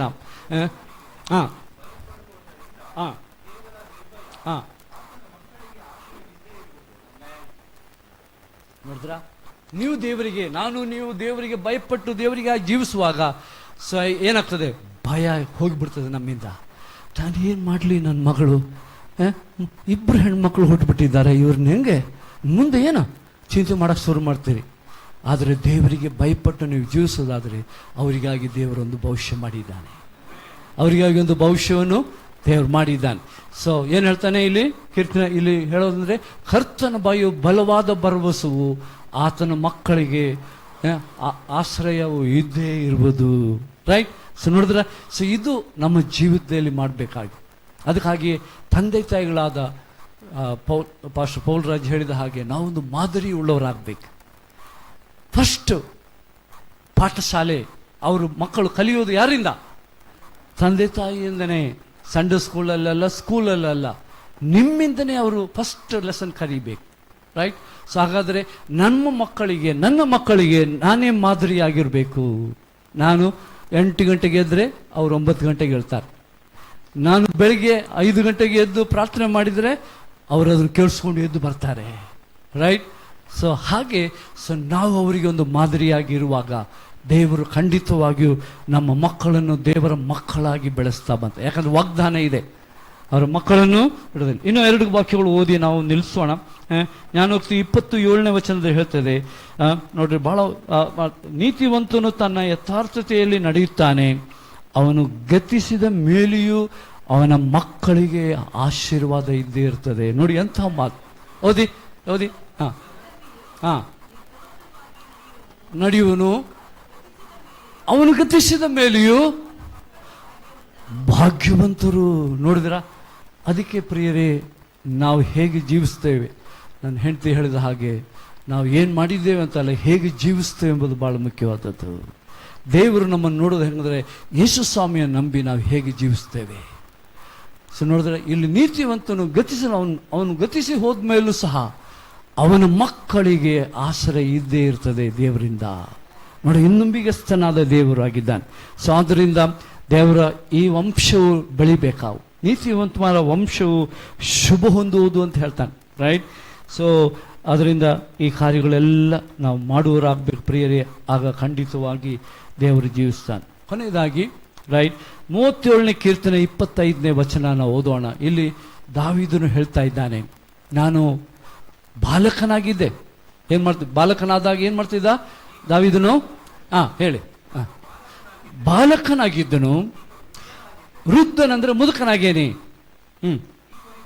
ಈವರೆಗೂ ನೀತಿವಂತನು ದಿಕ್ಕಿಲ್ಲದೆ ಬಿದ್ದಿರುವುದಾಗಲಿ, ಅವನ ಸಂತತಿಯವರು ಭಿಕ್ಷೆ ಬೇಡು ತಿನ್ನುವುದನ್ನಾಗಲಿ ನೋಡಲಿಲ್ಲ. ಆಮೇಲೆ ಪ್ರಿಯರೇ, ದೇವರ ನಂಬಿಗಸ್ತನಾಗಿದೆ. ಈ ವಾಕ್ಯ ನನಗೆ ಬಹಳ ಮಧುರವಾದ ವಾಕ್ಯ, ಯಾಕಂದರೆ ಇದು ನನ್ನ ಜೀವಿತವನ್ನು ಬದಲಾಯಿತು. ನಾನು 36 ವರ್ಷದ ಹಿಂದೆ ಕುದುರೆ ಮುಖದಲ್ಲಿ ನಾನು ಪಾಸ್ಟರ್ ಆಗಿ ನಾವು ಕೆಲಸ ಮಾಡ್ತಾ ಇದ್ದೀವಿ. ಅಲ್ಲೆಲ್ಲ ಇಂಜಿನಿಯರ್ಸು ಫ್ಯಾಕ್ಟ್ರಿ ಕೆಲಸ ಮಾಡುವವರು, ನಮಗೆ ಅವರು ಸಪೋರ್ಟ್ ಕೊಡ್ತಾಯಿದ್ರು, ದುಡ್ಡಿಂದ ಕೊರತೆ ಇರಲಿಲ್ಲ. ನಾವು ಸ್ವಲ್ಪ ಕುದುರೆ ಮುಖದಿಂದ ದೂರ ಇದ್ದೀವಿ ಅಷ್ಟೇ, 20 ಕಿಲೋಮೀಟ್ರು. ಆದರೆ 20 ಕಿಲೋಮೀಟ್ರ್ ಹೋಗಿ ಮುಟ್ಟಬೇಕಾದರೆ 2 ತಾಸು ಬೇಕು. ಘಾಟ್ ಸೆಕ್ಷನ್ ಕಳಸ ಎಂಬುವಂಥ ಒಂದರಲ್ಲಿ ಇದ್ದೀವಿ, ಕುದುರೆ ಮುಖದಲ್ಲಿ. ಎಲ್ಲರೂ ಕಂಪ್ನಿ ಎಂಪ್ಲಾಯೀಸ್ಗೆ ಅಷ್ಟೇ ಅಲ್ಲಿ ಇರ್ಲಿಕ್ಕೆ ಸಾಧ್ಯ. ಅವರ ಮನೆಗೆ ಹೋಗಬೇಕಾದ್ರೂ ಅವರು ಯಾರಾದರೂ ಇಲ್ಲದ್ರೆ ನಾವು ಹೋಗೋಕ್ಕೂ ಆಗಂಗಿಲ್ಲ. ಸೊ ಈ ರೀತಿಯಲ್ಲಿ 2 ವರ್ಷ ನಾನು ಅಲ್ಲಿದ್ದೆ. ಅವರಿಗೆ ಆಗಲೇ ಸಿಂಧಿಯಪ್ಪನವರಲ್ಲಿ ಹೇಳಿದ್ರಲ್ಲ, ಇವರೆಲ್ಲ ಆ ಸಮಯದಲ್ಲಿ ಅಲ್ಲಿದ್ದು ಕೆಲಸ ಮಾಡೋ ಸೀನಿಯರ್ ಇಂಜಿನಿಯರ್ಸ್ ಆಗಿದ್ದರು. ಸೊ ಇವರಿಗೆ 2 ವರ್ಷ ನಾನು ಅವರಿಗೆ ಟ್ರೈನಿಂಗ್ ಮಾಡಿದೆ. ಆಮೇಲೆ ನಾನು ದೇವರಿಗೆ ಹೇಳಿದೆ, ಸ್ವಾಮಿ ಇಲ್ಲಿ ಸೇವೆ ಮಾಡುವುದಕ್ಕೆ ಅವಕಾಶಗಳಿಲ್ಲ, ರೈಟ್? ಅವಕಾಶ ಇಲ್ಲ.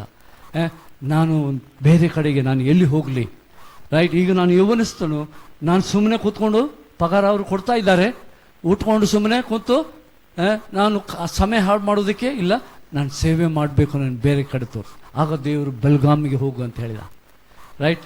ನಾನು ಇದು ನಮ್ಮ ಪಾಸ್ಟರ್ಗಳಿಗೆ ಆಗ ಅವರು ಕೆಲಸ ಮಾಡ್ತಾರೆ, ಸೀನಿಯರ್ ಇಂಜಿನಿಯರ್ ಪಾಸ್ಟರ್ ಸಂದೀಪನವರು, ರಾಕ್ ಡಿಸೋಸ, ಲೂಯಿಸ್, ಇವರೆಲ್ಲ ಪಾಸ್ಟರ್ಗಳು ಈಗ, ರೈಟ್? ಅಲ್ಲಿ ನಮ್ಮೊಟ್ಟಿಗೆ ಇದ್ದವರು. ಇವರಿಗೆಲ್ಲ ನಾನು ಟ್ರೈನಿಂಗ್ ಕೊಟ್ಟಿರೋದ್ರಿಂದ ಅವರು ಸಭೆಯನ್ನು ನಡೆಸ್ಕೊಂಡು ಹೋಗೋದಕ್ಕೆ ಹೇಳಿದೆ, ಇಲ್ಲಿ ಒಬ್ಬ ಫುಲ್ ಟೈಮ್ ಪಾಸ್ಟರ್ ಬೇಕಾಗಿಲ್ಲ, ನೀವೇ ನೋಡ್ಕೋಬೋದು. ನಿಮಗೆ ಶಿಫ್ಟಿನಲ್ಲಿ ನೀವು ಮನೆ ವಿಸಿಟ್ ಮಾಡ್ಬೋದು, ನಾನು ಇಲ್ಲಿ ಇರಬೇಕಂತ ಇಲ್ಲ, ನನ್ನ ರಿಲೀಸ್ ಮಾಡಿ ಅಂತ ಹೇಳಿ. ಸೊ ರಿಲೀಸ್ ಮಾಡೋದು ಹೇಳಿದ್ರು, ಅವ್ರು ಒಪ್ಕೊಂಡ್ಬಿಟ್ರು, ನಾನು ರಿಲೀಸ್ ಮಾಡಿದ್ರು. ಬೆಲ್ಗಾಮ್ ಬಂದಾಗ ನನಗೆ ಗೊತ್ತಾಯ್ತು, ಯಾರು ನನಗೇನು ಸಪೋರ್ಟ್ ಮಾಡೋರು? ಈ ಸಣ್ಣ 3 ಮಕ್ಕಳನ್ನ ಹಿಡ್ಕೊಂಡು ನಾನು ಏನು ಮಾಡಲಿ, ರೈಟ್? ಸೊ ಹೇಗೆ ಜೀವನ? ಸೊ ಇಲ್ಲಿ ಬಂದಿದೆ. ಫಸ್ಟ್ ರಾತ್ರಿಯಲ್ಲಿ ಇವರು ಬೆಡ್ರೂಮಲ್ಲಿ ಮನ್ತಾ ಇದ್ದಾರೆ, ನಾನು ಡ್ರಾಯಿಂಗ್ ರೂಮಲ್ಲಿ ಕೂತು ಹಾಳಾಕತ್ತೇನೆ. ಸ್ವಾಮಿ, ಈ ಮಕ್ಕಳ ಗತಿ ಏನಪ್ಪ, ಇವ್ರ ಫ್ಯೂಚರ್ ಏನು? 3 ಮಕ್ಕಳು ಪಾಪ, ಅವ್ರನ್ನ ಕಷ್ಟಪಟ್ಟು ನಾನು ಕೊಲ್ಲೋದಕ್ಕೆ ನಾನು ಇಷ್ಟಪಡಂಗಿಲ್ಲ, ನಿನ್ನ ಉದ್ದೇಶ ಏನು? ಆಗ ದೇವರು ಈ ವಾಕ್ಯ ಕೊಟ್ಟ. ಏನು ಹೇಳ್ತದೆ ಓದಿ ಇನ್ನೊಂದ್ಸಲ. ಇದು ನಾನು ಬಾಲಕನಾಗಿದ್ದೆ, ಹಾಗೆ ಈಗ ವೃದ್ಧನಾಗಿದ್ದೇನೆ, ಮುದುಕನಾಗಿದ್ದೇನೆ, ಈವರೆಗೂ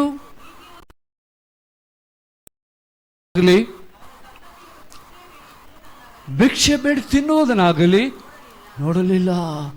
ಸೊ ಈ ವಾಕ್ಯವನ್ನು ದೇವರು ಸಿದ್ಧಾಂತ ಮಾಡಿದ. ಈಗ 36 ವರ್ಷ ಆದಮೇಲೆ ಅದೇ ಬೆಲ್ಗಾಮ್ದಲ್ಲಿ ಈ 3 ಜನ ಹೈಲಿ ಕ್ವಾಲಿಫೈಡ್. ನಮ್ಮ ಮಗಳು MSc B.Ed ಮಾಡಿದ್ಲು ಅಲ್ಲಿ ಬೆಲ್ಗಾಮ್ನಲ್ಲಿ. ಇನ್ನೊಬ್ಬ ಹುಡುಗ ಮೆಕ್ಯಾನಿಕಲ್ ಇಂಜಿನಿಯರ್ ಆದ, ರೈಟ್? ಇವನು ಪಾಸ್ಟರ್ ಆದವನು, ಅವನು ಸಹ ಕಲಿತು ಲೆಕ್ಚರ್ ಆದ. ಎಲ್ಲಿ? ಬೆಲ್ಗಾಮ್ನಲ್ಲಿ. ದೇವರು ಇದನ್ನು ಮಾಡಿ ತೋರಿಸಿದ, ರೈಟ್?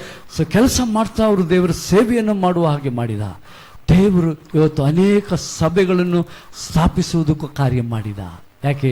ದೇವರ ಚಿತ್ತಕ್ಕೆ ನಾವು ಜೀವಿಸುವಾಗ ನಮಗೂ ನಮ್ಮ ಮಕ್ಕಳಿಗೂ ಆಶ್ರಯ ಇದೆ. ದೇವರೆಂದೂ ಕೈ ಬಿಡದೆ. ಇದು ದಾವೀದನು ಹೇಳಿದಂಥ ಮಾತು. ಕುರಿ ಕಾಯವ, ಕುರುವಿ ಹಿಂದೆ ಓಡಾಡ್ತಾ ಇದ್ದವನು, ಅವನಿಗೆ ದೇವರು ಅವನ ದೇವರನ್ನು ಕಂಡುಕೊಂಡಾಗ ಒಬ್ಬ ರಾಜನಾಗಿ ಮಾಡಿದ. ಅವನಿಗೆ ಕತ್ತಿ ಹಿಡಿಲಿಕ್ಕೆ ಗೊತ್ತಿರಲಿಲ್ಲ. ದೇವರನ್ನು ದಾವೀದನ ಹಾಗೆ ಒಂದು ಉತ್ತಮ ರಾಜ ಅವನ ಮುಂದೆನೂ ಇರಲಿಲ್ಲ, ಹಿಂದೆನೂ ಇಲ್ಲ. ಯಾಕೆ? ಸೊ ಅವನು ದೇವರಿಗೆ ಒಳಗಾಗಿ ನಡೆಯುವುದಕ್ಕೆ ಮನಸ್ಸು ಮಾಡಿದ್ರಿಂದ ಅವನ ಸಂತಾನವನ್ನು ದೇವರ ಆಶೀರ್ವಾದ ಮಾಡೋದು. ಪ್ರಿಯರೇ, ನಾನು ಇಲ್ಲಿ ನಿಲ್ಲಿಸ್ತಾ ಇದ್ದೇನೆ. ಸೊ ಆದ್ದರಿಂದ ನೀವು ದೇವರಿಗೋಸ್ಕರವಾಗಿ ಜೀವಿಸುವುದಕ್ಕೆ ಮನಸ್ಸು ಮಾಡುವಾಗ, ಪಾಪವನ್ನು ದ್ವೇಷ ಮಾಡಿ ಕೆಟ್ಟದನ್ನು ಬಿಟ್ಟು ದೇವರನ್ನು ಅಂಟಿಕೊಂಡು ಜೀವಿಸುವುದಕ್ಕೆ ಪ್ರಯತ್ನ ಮಾಡುವಾಗ ನಿಮ್ಮನ್ನು ದೇವರ ಮೇಲೆ ಏರಿಸ್ತಾ ಬರ್ತಾನೆ. ನಿಮ್ಮ ಮಕ್ಕಳಿಗೆ ಒಂದು ಸ್ಥಾನ ಕೊಡ್ತಾನೆ. ನಾನು ಬೆಲ್ಗಾಮ್ನಲ್ಲಿ ಅನೇಕರಿಗೆ ಹೇಳಿದ್ದೇನೆ. ಒಂದು ಉದಾಹರಣೆ ನಿಮಗೆ ಹೇಳ್ತೇನೆ, ರೈಟ್? ಸೊ ಅನೇಕ ಸಂಗತಿಗಳು ಇದೆ ಹೇಳಲಿಕ್ಕೆ, ಆದರೆ ಟೈಮ್ ಇಲ್ಲ. ಸೊ ಅರ್ಜುನ್ ಎಂಬುದಾಗಿ ಒಬ್ಬ ಅವನು ಗೌಂಡಿ ಆಗಿರಲಿಲ್ಲ, ಅವಾಗ ಮಾಲಿ ಕೆಲಸ ಮಾಡಿದೆ. ಮಾಲಿ ಕೆಲಸ ಅಂತ ಗೊತ್ತಾ ನಿಮಗೆ? ಗಾರ್ಡನ್ ಕ್ಲೀನರ್, ಗಾರ್ಡನ್ನೆಲ್ಲ ಕ್ಲೀನ್ ಮಾಡೋದು ಒಂದು ಮನೆಯಲ್ಲಿ, ರೈಟ್? ಅದ್ರ ನಂತರ ಹೋಗಿ ಏನು ಮಾಡ್ತಾನೆ ಅಂದರೆ ಗೌಂಡಿಗಳಿಗೆ ಇದು ಮಿಕ್ಸ್ ಮಾಡಿ ಅವ್ರಿಗೆ ಕೊಟ್ಟು ಅವ್ರ ಹತ್ರದಿಂದ ಆ ಗೌಂಡಿ ಕೆಲಸ ಕಲಿತಾ ಇದ್ದ, ರೈಟ್? ಸೊ ಮದುವೆನಾಗಿಬಿಟ್ಟಿದ್ದ, ಒಂದು ಮಗುನೂ ಇತ್ತು. ಸೊ ಆ ಸಮಯದಲ್ಲಿ ಯಾರೋ ಅವರಿಗೆ ಸುವಾರ್ತೆ ಹೇಳಿದರು. ಹಾಗೆ ನನಗೆ ಇದ್ರ ಬಗ್ಗೆ ಹೆಚ್ಚಾಗಿ ಹೇಳ್ರಿ ಅಂಕಲ್ ಅಂತ ಹೇಳಿ ಬಂದ. ನಾನು ಅವರಿಗೆ ಹೇಳಿದೆ. ವಾರ ಅವನ ಮನೆಗೆ ಹೋಗಿ ನಾನು ದೇವ್ರ ವಾಕ್ಯ ಕಲಿಸಿ ನಾನು ಅವನನ್ನು ಇದು ಮಾಡ್ತಾಯಿದ್ದೆ. ಬರೀ 4ನೇ ಕ್ಲಾಸ್ ಕಲ್ತಿದ್ದೆ, ರೈಟ್? ಸೊ ಅವನು ನಂಬಿಕೆಸ್ಥನಾಗಿ ಅವನು ಮಾಡ್ತಾ ಬಂದ. ದೇವರ ಕಾರ್ಯದಲ್ಲಿ ನಿರತಾದ ಕಲಿತ 4 ಕ್ಲಾಸು ಚೆನ್ನಾಗಿ ದೇವರ ವಾಕ್ಯ ಎಲ್ಲ ಓದಕ್ಕೆ ಕಲ್ತಾನೆ. ಈಗ ಅವನೇನು ಮಾಡ್ತಾನೆ, ನಮ್ಮ ಬ್ರೇಕಿಂಗ್ ಬ್ರೆಡ್ಡಲ್ಲಿ ಅವನು ಶೇರ್ ಮಾಡ್ತಾನೆ, ಪ್ರೇಯರ್ ಮಾಡ್ತಾನೆ, ರೈಟ್? ನಾನು ಎಲ್ಲದರ ಪ್ರಸಂಗ ಮಾಡ್ತಾನೆ, ಬರೀ 4ನೇ ಕ್ಲಾಸ್, ರೈಟ್? ಸೊ ಹೀಗೆ ಆದಂಥ ವ್ಯಕ್ತಿ. ಅವನೇನೇನು ಮಾಡಿದ ದೇವರು? ಮಾಲಿ ಕೆಲಸದಿಂದ ಬಿಡುಗಡೆ ಮಾಡಿ ಅವನೇನಾದರೂ ಗೌಂಡಿ ಕೆಲಸ ಕಲಿತ ಒಂದೇ ವರ್ಷದಲ್ಲಿ. ಆಮೇಲೆ ಗೌಂಡಿ ಕೆಲಸವನ್ನು ಮಾಡಿ ಅವನು ಮಾಡಿದ. ಈಗ ಅವನು ಏನಾಗಿದ್ರೆ ಗೌಂಡಿ ಕೆಲಸ ಅಲ್ಲ, ಕಾಂಟ್ರಾಕ್ಟರ್. ಈಗ ಹೊಸ ಒಂದು ಕಾರಿದಲ್ಲಿ ಹೈಕೆ ಎಂಥ ಕಾರು ಈಗ ಹೊಸ ಕಿಯಾ ಕಾರಲ್ಲಿ ಓಡಾಡ್ತಾನೆ. ಕಾಂಟ್ರಾಕ್ಟರ್. ಅವನ ಒಬ್ಬ ಮಗಳು, 4 ಮಕ್ಕಳು, ಹೆಣ್ಮಕ್ಳು. ಅವಳು ಇಂಜಿನಿಯರಿಂಗ್ ಮುಗಿಸಿದ್ರು. ಕೆಲಸಕ್ಕೆ ಇದು ಆಫರ್ ಆಗಿದೆ. 2ನೇ ಹುಡುಗಿ ಈಗ MBBS ಕಲಿಯಕ್ಕೋಸ್ಕರವಾಗಿ ಇಂಟರ್ವ್ಯೂ ಕೊಟ್ಟಿದ್ದೆ. ಇದು ಮಾಡ್ತಾ ಇದ್ದ. ಯಾರು? ಮಾಲಿ ಕೆಲಸ ಮಾಡಿದವನು. ಮಾಲಿ ಕೆಲಸ ಅಂದರೆ ಕಸ ಗುಡಿಸಿ ಗಾರ್ಡನೆಲ್ಲ ಕ್ಲೀನ್ ಮಾಡೋದು. ಅವನ ಹೆಂಡತಿ ಅವರ ಮನೆಯಲ್ಲಿ ಪಾತ್ರ ತಿಕ್ಕಬೇಕು. ಈಗ ಅವರಿಗೆ 2 ಒಳ್ಳೆ ಮನೆಗಳಿದೆ, ಕಾರ್ ಇದೆ. ಅವನೊಬ್ಬ ಕಾಂಟ್ರಾಕ್ಟ್ರು ದೇವರ ಕೆಲಸವನ್ನು ಮಾಡ್ತಾನೆ. ಯಾಕೆ ಇದು ಆಗಿದ್ದು? ದೇವರು ನಮ್ಮನ್ನು ಎಬ್ಬಿಸ್ತಾನೆ. ಯಾಕೆ? ದೇವರನ್ನು ನಾವು ಸನ್ಮಾನ ಮಾಡೋದ್ರಿಂದ ನಮ್ಮ ಸ್ಥಿತಿಗತಿಗಳು ಬದಲಾಗ್ತದೆ. ಪ್ರಿಯರೇ, ನಮಗೋಸ್ಕರವಾಗಿ ದೇವರು ಕಾರ್ಯ ಮಾಡ್ತಾನೆ, ನಮ್ಮ ಮಕ್ಕಳನ್ನು ಎಬ್ಬಿಸ್ತಾನೆ, ರೈಟ್? ಒಬ್ಬ ಮಾಲಿಯ ಮಗಳು ಇಂಜಿನಿಯರ್ ಆಗ್ತಾರ? ನೋಡಿದ್ದೀರಾ? ಮಾಲಿ ಕೆಲಸ ಮಾಡೋನು ಇಂಜಿನಿಯರ್ ಆಗಿದ್ದು ಇಲ್ಲ, ಎರಡು ನೋಡಿದ್ದೇವೆ. ಸೊ ಆದರೆ ಇಲ್ಲಿ ನೋಡಲಿಲ್ಲ. ಸೊ ಇವತ್ತು ಅವನ ಮಗಳು ಒಳ್ಳೆ ಬೆಸ್ಟ್ ಇಂಜಿನಿಯರ್ ಆಗಿ ಅವಳಿಗೆ ಕೆಲಸಕ್ಕೆ 2-3 ಕಂಪ್ನಿಯಿಂದ ಆಫರ್. ಇಲ್ಲಿ ಬಾ ಕೆಲವರೆಲ್ಲ ಹುಡುಕ್ತಾ ಇದ್ದಾರೆ. ಹುಡುಕೋದು ಬೇಡ, ಇಲ್ಲಿ ಆಗಲೇ ಇಂಟರ್ವ್ಯೂಗೆ ಸೇರು ಎಂಬುದಾಗಿ. ಸೊ ಈ ಥರವಾದ ರೀತಿಯಲ್ಲಿ ದೇವರು ಸನ್ಮಾನ ಮಾಡ್ತಾನೆ. ಯಾವಾಗ? ನಾವು ದೇವರನ್ನು ಸನ್ಮಾನಿಸುವಾಗ, ರೈಟ್? ಸೊ ಆ ರೀತಿಯಲ್ಲಿ ನಮ್ಮ ಒಬ್ಬೊಬ್ಬರನ್ನು, ಅದಕ್ಕೋಸ್ಕರವಾಗಿ ಯೇಸು ಕ್ರಿಸ್ತನು 2 ವಚನ ಓದಿ ನಾನು ಮುಗಿಸ್ಬಿಡ್ತೇನೆ. ಸೊ ಅದಕ್ಕಾಗಿ ದೇವರು ನಮಗೋಸ್ಕರವಾಗಿ ಬಡವನಾಗಿ ಲೋಕ ಬಂದ. 2 ಕೊರಿಂಥಿ 8ನೇ ಅಧ್ಯಾಯ 9ನೇ ವಚನ ಓದೋಣ. ಯಾಕೆ ಯೇಸು ಸ್ವಾಮಿ ಗೋದಲಿಯಲ್ಲಿ ಹುಟ್ಟಲಿಕ್ಕೆ ಅವನಿಗೆ ಜಾಗ ಇರಲಿಲ್ಲ? ಅದ್ರ ಗುಟ್ಟು ನೀವು ತಿಳ್ಕೊಬೇಕು. ಯಾಕೆ ಹಾಗೆ ಹುಟ್ಟಿದ? ಯೇಸು ಯಾರಂತ ನೋಡ್ತೇವೆ? ಈ ಲೋಕದ ಒಡೆಯ, ಈ ಲೋಕ ಸೃಷ್ಟಿ ಮಾಡಿದವನು, ರೈಟ್? ಮರಿಯಳ ಮಗ ಅಲ್ಲ, ಯೋಸೆಫನ ಮಗ ಅಲ್ಲ, ರೈಟ್? ಚರಿತ್ರೆಯಲ್ಲಿ ದೇವರು ತಾನೇ ಈ ಲೋಕ ಸೃಷ್ಟಿ ಮಾಡಿದವನು. ಯಾಕೆ ದನದ ಕೊಟ್ಟಿಗೆ ಹುಟ್ಟಿದ? ರೈಟ್? ಸೊ ಇಲ್ಲಿ ಪೌಲನು ಅದರ ಉತ್ತರ ಹೇಳ್ತಾನೆ. ಹೌದೇ? ಹಾಂ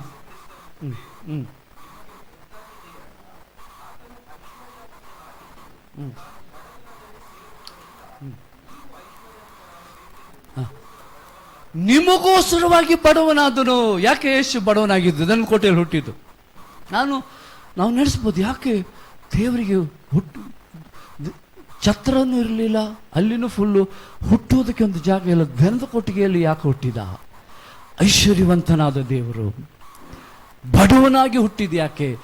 ನಿಮ್ಮನ್ನು, ಯೇಸುವನ್ನು ನಂಬಿ ನಡೆಯುವವರನ್ನು ಐಶ್ವರ್ಯವಂತರಾಗಿ ಮಾಡೋದಕ್ಕೆ, ಅಭಿವೃದ್ಧಿಪಡಿಸುವುದಕ್ಕೆ, ನಿಮ್ಮ ಮಕ್ಕಳನ್ನು ಅಭಿವೃದ್ಧಿಪಡಿಸುವುದಕ್ಕೆ ದೇವರು ಬಡವನಾಗಿ ಹುಟ್ಟಿ ಬಂದ. ಸೊ ಈ ಲೋಕದಲ್ಲಿ ನೋಡ್ತಾ ಅಂದರೆ ಈ ಲೋಕದ ಎಲ್ಲ ಬೆಳ್ಳಿ ಬಂಗಾರಗಳು, ಎಲ್ಲ ಕಾರ್ಯಗಳು ಯೇಸುವಿಗೆ ಸೇರಲ್ಪಟ್ಟದ್ದು.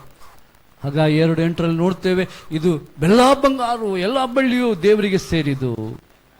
ಇಲ್ಲಿ ಆದರೆ ಬಡವನಾಗಿ ಹುಟ್ಟಾಕ ಒಂದು ಜಾಗ ಇರಲಿಲ್ಲ.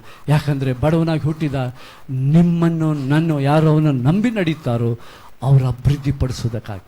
ಅದೇ ಈ ಅಭಿವೃದ್ಧಿ ನಮ್ಮ ಅರ್ಜುನ. ಹೀಗೆ ಅನೇಕ ಮಂದಿ ಈ ಥರ ಅರ್ಜುನ ಹಾಗೆ ನಮ್ಮ ಚರ್ಚಲ್ಲಿ ಇದ್ದಾರೆ. ಬಡತನ ಇಲ್ಲ, ಬಡತನ ಹೋಯಿತು. ಯಾಕೆ? ನಾವು ಯೇಸುವನ್ನು ನಂಬುವಾಗ ನಮ್ಮ ಬಡತನ 4 ಸಂಗತಿಗಳು, ನಮ್ಮ ಪಾಪ ಪರಿಹಾರ ಆಗ್ತದೆ, ನಮ್ಮ ರೋಗ ಪರಿಹಾರ ಆಗ್ತದೆ, ನಮ್ಮ ಶಾಪ ಪರಿಹಾರ ಆಗ್ತದೆ, ನಮ್ಮ ಬಡತನ ಕಷ್ಟ ಪರಿಹಾರ ಆಗ್ತದೆ.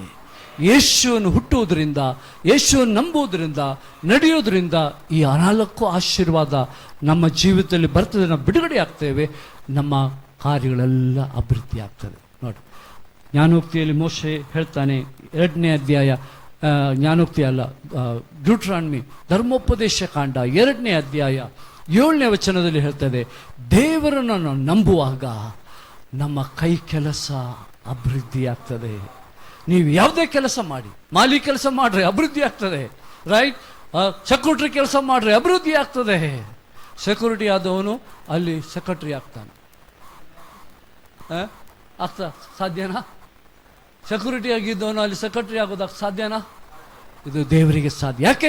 ಈ ವಚನ 2 ಧರ್ಮೋಪದೇಶ ಕಾಂಡ 2ನೇ ಅಧ್ಯಾಯ 7ನೇ ವಚನ, ನೀವು ಕೈ ಹಾಕಿದ ಕೆಲ್ಸ್ಕೊಳ್ರಿ. ಊಟ ಇದೆ, ಬಿರಿಯಾನಿ ಯಾರು ತೊಗೊಂಡು ಹೋಗಂಗಿಲ್ಲ, ನಿಮಗೆ ಸಿಗ್ತದೆ. ಕೇಳಿಸ್ಕೊಳ್ರಿ. ನೀವು ಕೈ ಹಾಕಿದ ಎಲ್ಲ ಕೆಲಸ ನಿಮ್ಮ ದೇವರಾದ ಯೆಹೋವನು ಸಫಲಪಡಿಸ್ತಾನೆ. ನೋಡಿದಿರಾ? ಇದಕ್ಕೋಸ್ಕರವಾಗಿ ನೀವು ಇವಾಗ ನಿಮ್ಮ ಶಾಣೆತನ ಅಲ್ಲ, ದೇವರು ಸಫಲಪಡಿಸ್ತಾ. ಅದಕ್ಕೆ ಅವನು ಬಡವನಾಗಿ ಹುಟ್ಟಿದ್ದು. ನಾವು ದೇವರಿಗಾಗಿ ನಡೆಯುವಾಗ, ಅದಕ್ಕೆ ಅರ್ಜುನ್ ಮಾಲಿಯಾದ ಅರ್ಜುನ್ ಕಾಂಟ್ರಾಕ್ಟರ್ ಆದ, ಹೊಸ ಕಾರಲ್ಲಿ ಓಡಾಡ್ತಾನೆ. ಅವನ ಮಕ್ಕಳು ಇಂಜಿನಿಯರ್ಸ್ ಆದರು, ರೈಟ್? ದೇವರ ಆಶೀರ್ವಾದಗಳು ಹೀಗೆ ನಮ್ಮ ಜೀವಿತ ಮೇಲೆ. ಯಾಕೆ? ದೇವರು ನಮ್ಮ ಸಾಲಗಾರನಾಗಿರೋದಿಲ್ಲ. ಅದೇ ಧರ್ಮೋಪದೇಶ 8ನೇ ಓದೋಣ, 8ನೇ ಅಧ್ಯಾಯ 18ನೇ ವಚನ. ನೋಡಿದ್ರೆ ಇಲ್ಲಿ ದೇವರು ಹೇಳ್ತಾನೆ, ಆಸ್ತಿ ಬೇಕಾ? ಆಸ್ತಿಗೆ ಸಂಪಾದನೆ ಮಾಡೋಕ್ಕೆ ಸಾಮರ್ಥ್ಯ ಕೊಡ್ತಾನೆ, ರೈಟ್? ಒಳ್ಳೆ ರೀತಿಯಲ್ಲಿ ಮಾಡಿ, ಅನ್ಯಾಯದಿಂದ ಗಳಿಸಕ್ಕೆ ಹೋಗ್ಬೇಡ್ರಿ, ಗಳಿಸ್ರಿ, ಆದರೆ ದೇವರು ನಿಮಗೆ ಆಸ್ತಿಯನ್ನು ಸಹ ಮಾಡಿಕೊಡ್ತಾನೆ. ಆದುದರಿಂದ ಯೆಹೋವನೇ ಪ್ರಮಾಣಪೂರ್ವಕವಾಗಿ ಮಾಡಿದ ವಾಗ್ದಾನವನ್ನು ಬಂದ ರೀತಿಯಲ್ಲಿ ನೆರವೇರಿಸುವನು. ಇಷ್ಟು ಭಾಗ್ಯ ಏನ್ ಮಾಡಕ? ಸಂಪಾದಿಸುವುದಕ್ಕಾಗಿ ಸಾಮರ್ಥ್ಯ ಕೊಟ್ಟ. ಆಮೇಲೆ ಜ್ಞಾಪಕ ಮಾಡಿಕೊಳ್ರಿ. ಸೊ ಈ ವರ್ಷ ಈ ಪವಿತ್ರ ಗ್ರಂಥ ಹೇಳ್ತದೆ, ಸೊ ನಿಮಗೆ ಆಸ್ತಿಯನ್ನು ಮಾಡುವುದಕ್ಕೋಸ್ಕರವಾಗಿ ಏನ್ ಮಾಡ್ತಾನೆ ಅಂದ್ರೆ ನಿಮಗೆ ಜ್ಞಾನವನ್ನು ಕೊಡ್ತಾನೆ. ನಿಮಗೆ ಸಂಪಾದನೆ ಮಾಡುವುದಕ್ಕೆ, ನಿಮ್ಮ ಕೈ ಕೆಲಸ ಆಶೀರ್ವಾದ, ಇದೆಲ್ಲ ದೇವರು ಮಾಡುವಂಥ ಸಂಗತಿ. ಪ್ರಿಯರು, ಇಂಥ ಒಳ್ಳೆಯ ದೇವರನ್ನು ಬಿಡ್ತೀರಾ? ಅವನಿಗಾಗಿ ಜೀವನ ಮಾಡಿ ನೀವು ಅಭಿವೃದ್ಧಿ ಆಗ್ತೀರಾ. ನಿಮ್ಮ ಮಕ್ಕಳಿಗೂ ಸಹ ಒಂದು ಭವಿಷ್ಯವನ್ನು ದೇವರು ಕೊಡ್ತಾನೆ. ಹೀಗೆ ನೀತಿವಂತನ ಸಂತಾನವು ಅಭಿವೃದ್ಧಿ ಆಗೋದು. ನೀತಿವಂತನ ಸಂಸಾರ ಇಲ್ಲಿ ಅಭಿವೃದ್ಧಿ ಆಗೋದಾದರೆ ಸೈತಾನ ಕಾರ್ಯಗಳು ಎಲ್ಲ ಕೆಳಗಿಳಿಯುತ್ತದೆ, ಎಲ್ಲ ಸಂಗತಿಗಳು ಬರ್ತಾರೆ. ದೇವರ ಮಕ್ಕಳು ಅಭಿವೃದ್ಧಿ ಆಗ್ತಾರೆ, ಅವರ ಸಂತಾನ ಅಭಿವೃದ್ಧಿ ಆಗ್ತದೆ. ಅದಕ್ಕೋಸ್ಕರವಾಗಿ ದೇವರು ಹೇಳ್ತಾನೆ, ನೀವು ನನ್ನಲ್ಲಿ ನಂಬಿಕೆ ಇಟ್ಟು ನಡೆಯುವುದಾದರೆ ಖಂಡಿತವಾಗಿಯೂ ಮಾಡ್ತಾನೆ. ಒಂದೊಂದು ವಾಕ್ಯ ಓದೋಣ. ಅದಕ್ಕೆ ನಾವು ಏನಾಗಬೇಕಂತ ಹೇಳೋದಾದರೆ 2 ತಿಮೋತಿ 2ನೇ ಅಧ್ಯಾಯ 13ನೇ ವಚನದಲ್ಲಿ, ನಾವು ಅಪನಂಬಿಗಸ್ಥರಾಗಿದ್ದಾಗಲೂ ದೇವರು ನಂಬಿಗಸ್ತನಾಗಿ ಎಲ್ಲ ಮಾಡ್ತಾ ಬಂದ. ನಾವು ಇದನ್ನು ಹೊಂದುವುದಕ್ಕೆ ಯೋಗ್ಯತೆ ನಮಗಿಲ್ಲ, ಆದರೆ ಯೋಗ್ಯರಾಗಿ ಮಾಡಿದ. ನಮ್ಮನ್ನು ಆಶೀರ್ವಾದ ಮಾಡುವುದಕ್ಕಾಗಿ ದೇವರೆಲ್ಲ ಸಂಗತಿಯನ್ನು ಮಾಡಿದ. ಅದಕ್ಕೋಸ್ಕರವಾಗಿ ನಾವು ನಂಬಿಗಸ್ತರಾಗಬೇಕು. ಪ್ರಿಯರೇ, ನಾವೇನಾದರೂ ಸ್ವಲ್ಪ ಮಾಡಿ ನಮ್ಮ ಜ್ಞಾನದಿಂದ ನಾವು ಅಭಿವೃದ್ಧಿ ಆಗೋದಕ್ಕೆ ಹೋಗಬೇಡಿ. ಅವರು ಪಾಸ್ಟರು, ನಾನು ಅವ್ರಿಗಿಂತ ಮೇಲೆ ಪಾಸ್ಟರ್ ಆಗ್ತೇನೆ, ಇಲ್ಲ. ತನ್ನನ್ನೇ ಮೇಲೆ ಇರುವನು ಏನಾಗ್ತಾನೆ? ಕೆಳಗೆ ಬೀಳ್ತಾನೆ ಅಂತ, ರೈಟ್? ತಾನು. ಆದರೆ ದೇವರು ನಮ್ಮನ್ನು ಎತ್ತಿದರೆ ಯಾರು ಕಾಲು ಹಿಡಿದು ಜಗ್ಗಿದ್ರು ಕೆಳಗೆ ಬೀಳಂಗಿಲ್ಲ. ದೇವರು ಎತ್ತಬೇಕು ನಮ್ಮನ್ನು, ರೈಟ್? ನಾವಾಗೆ ಎದ್ದು ಕುಂದ್ರಬಾರ್ದು, ರೈಟ್?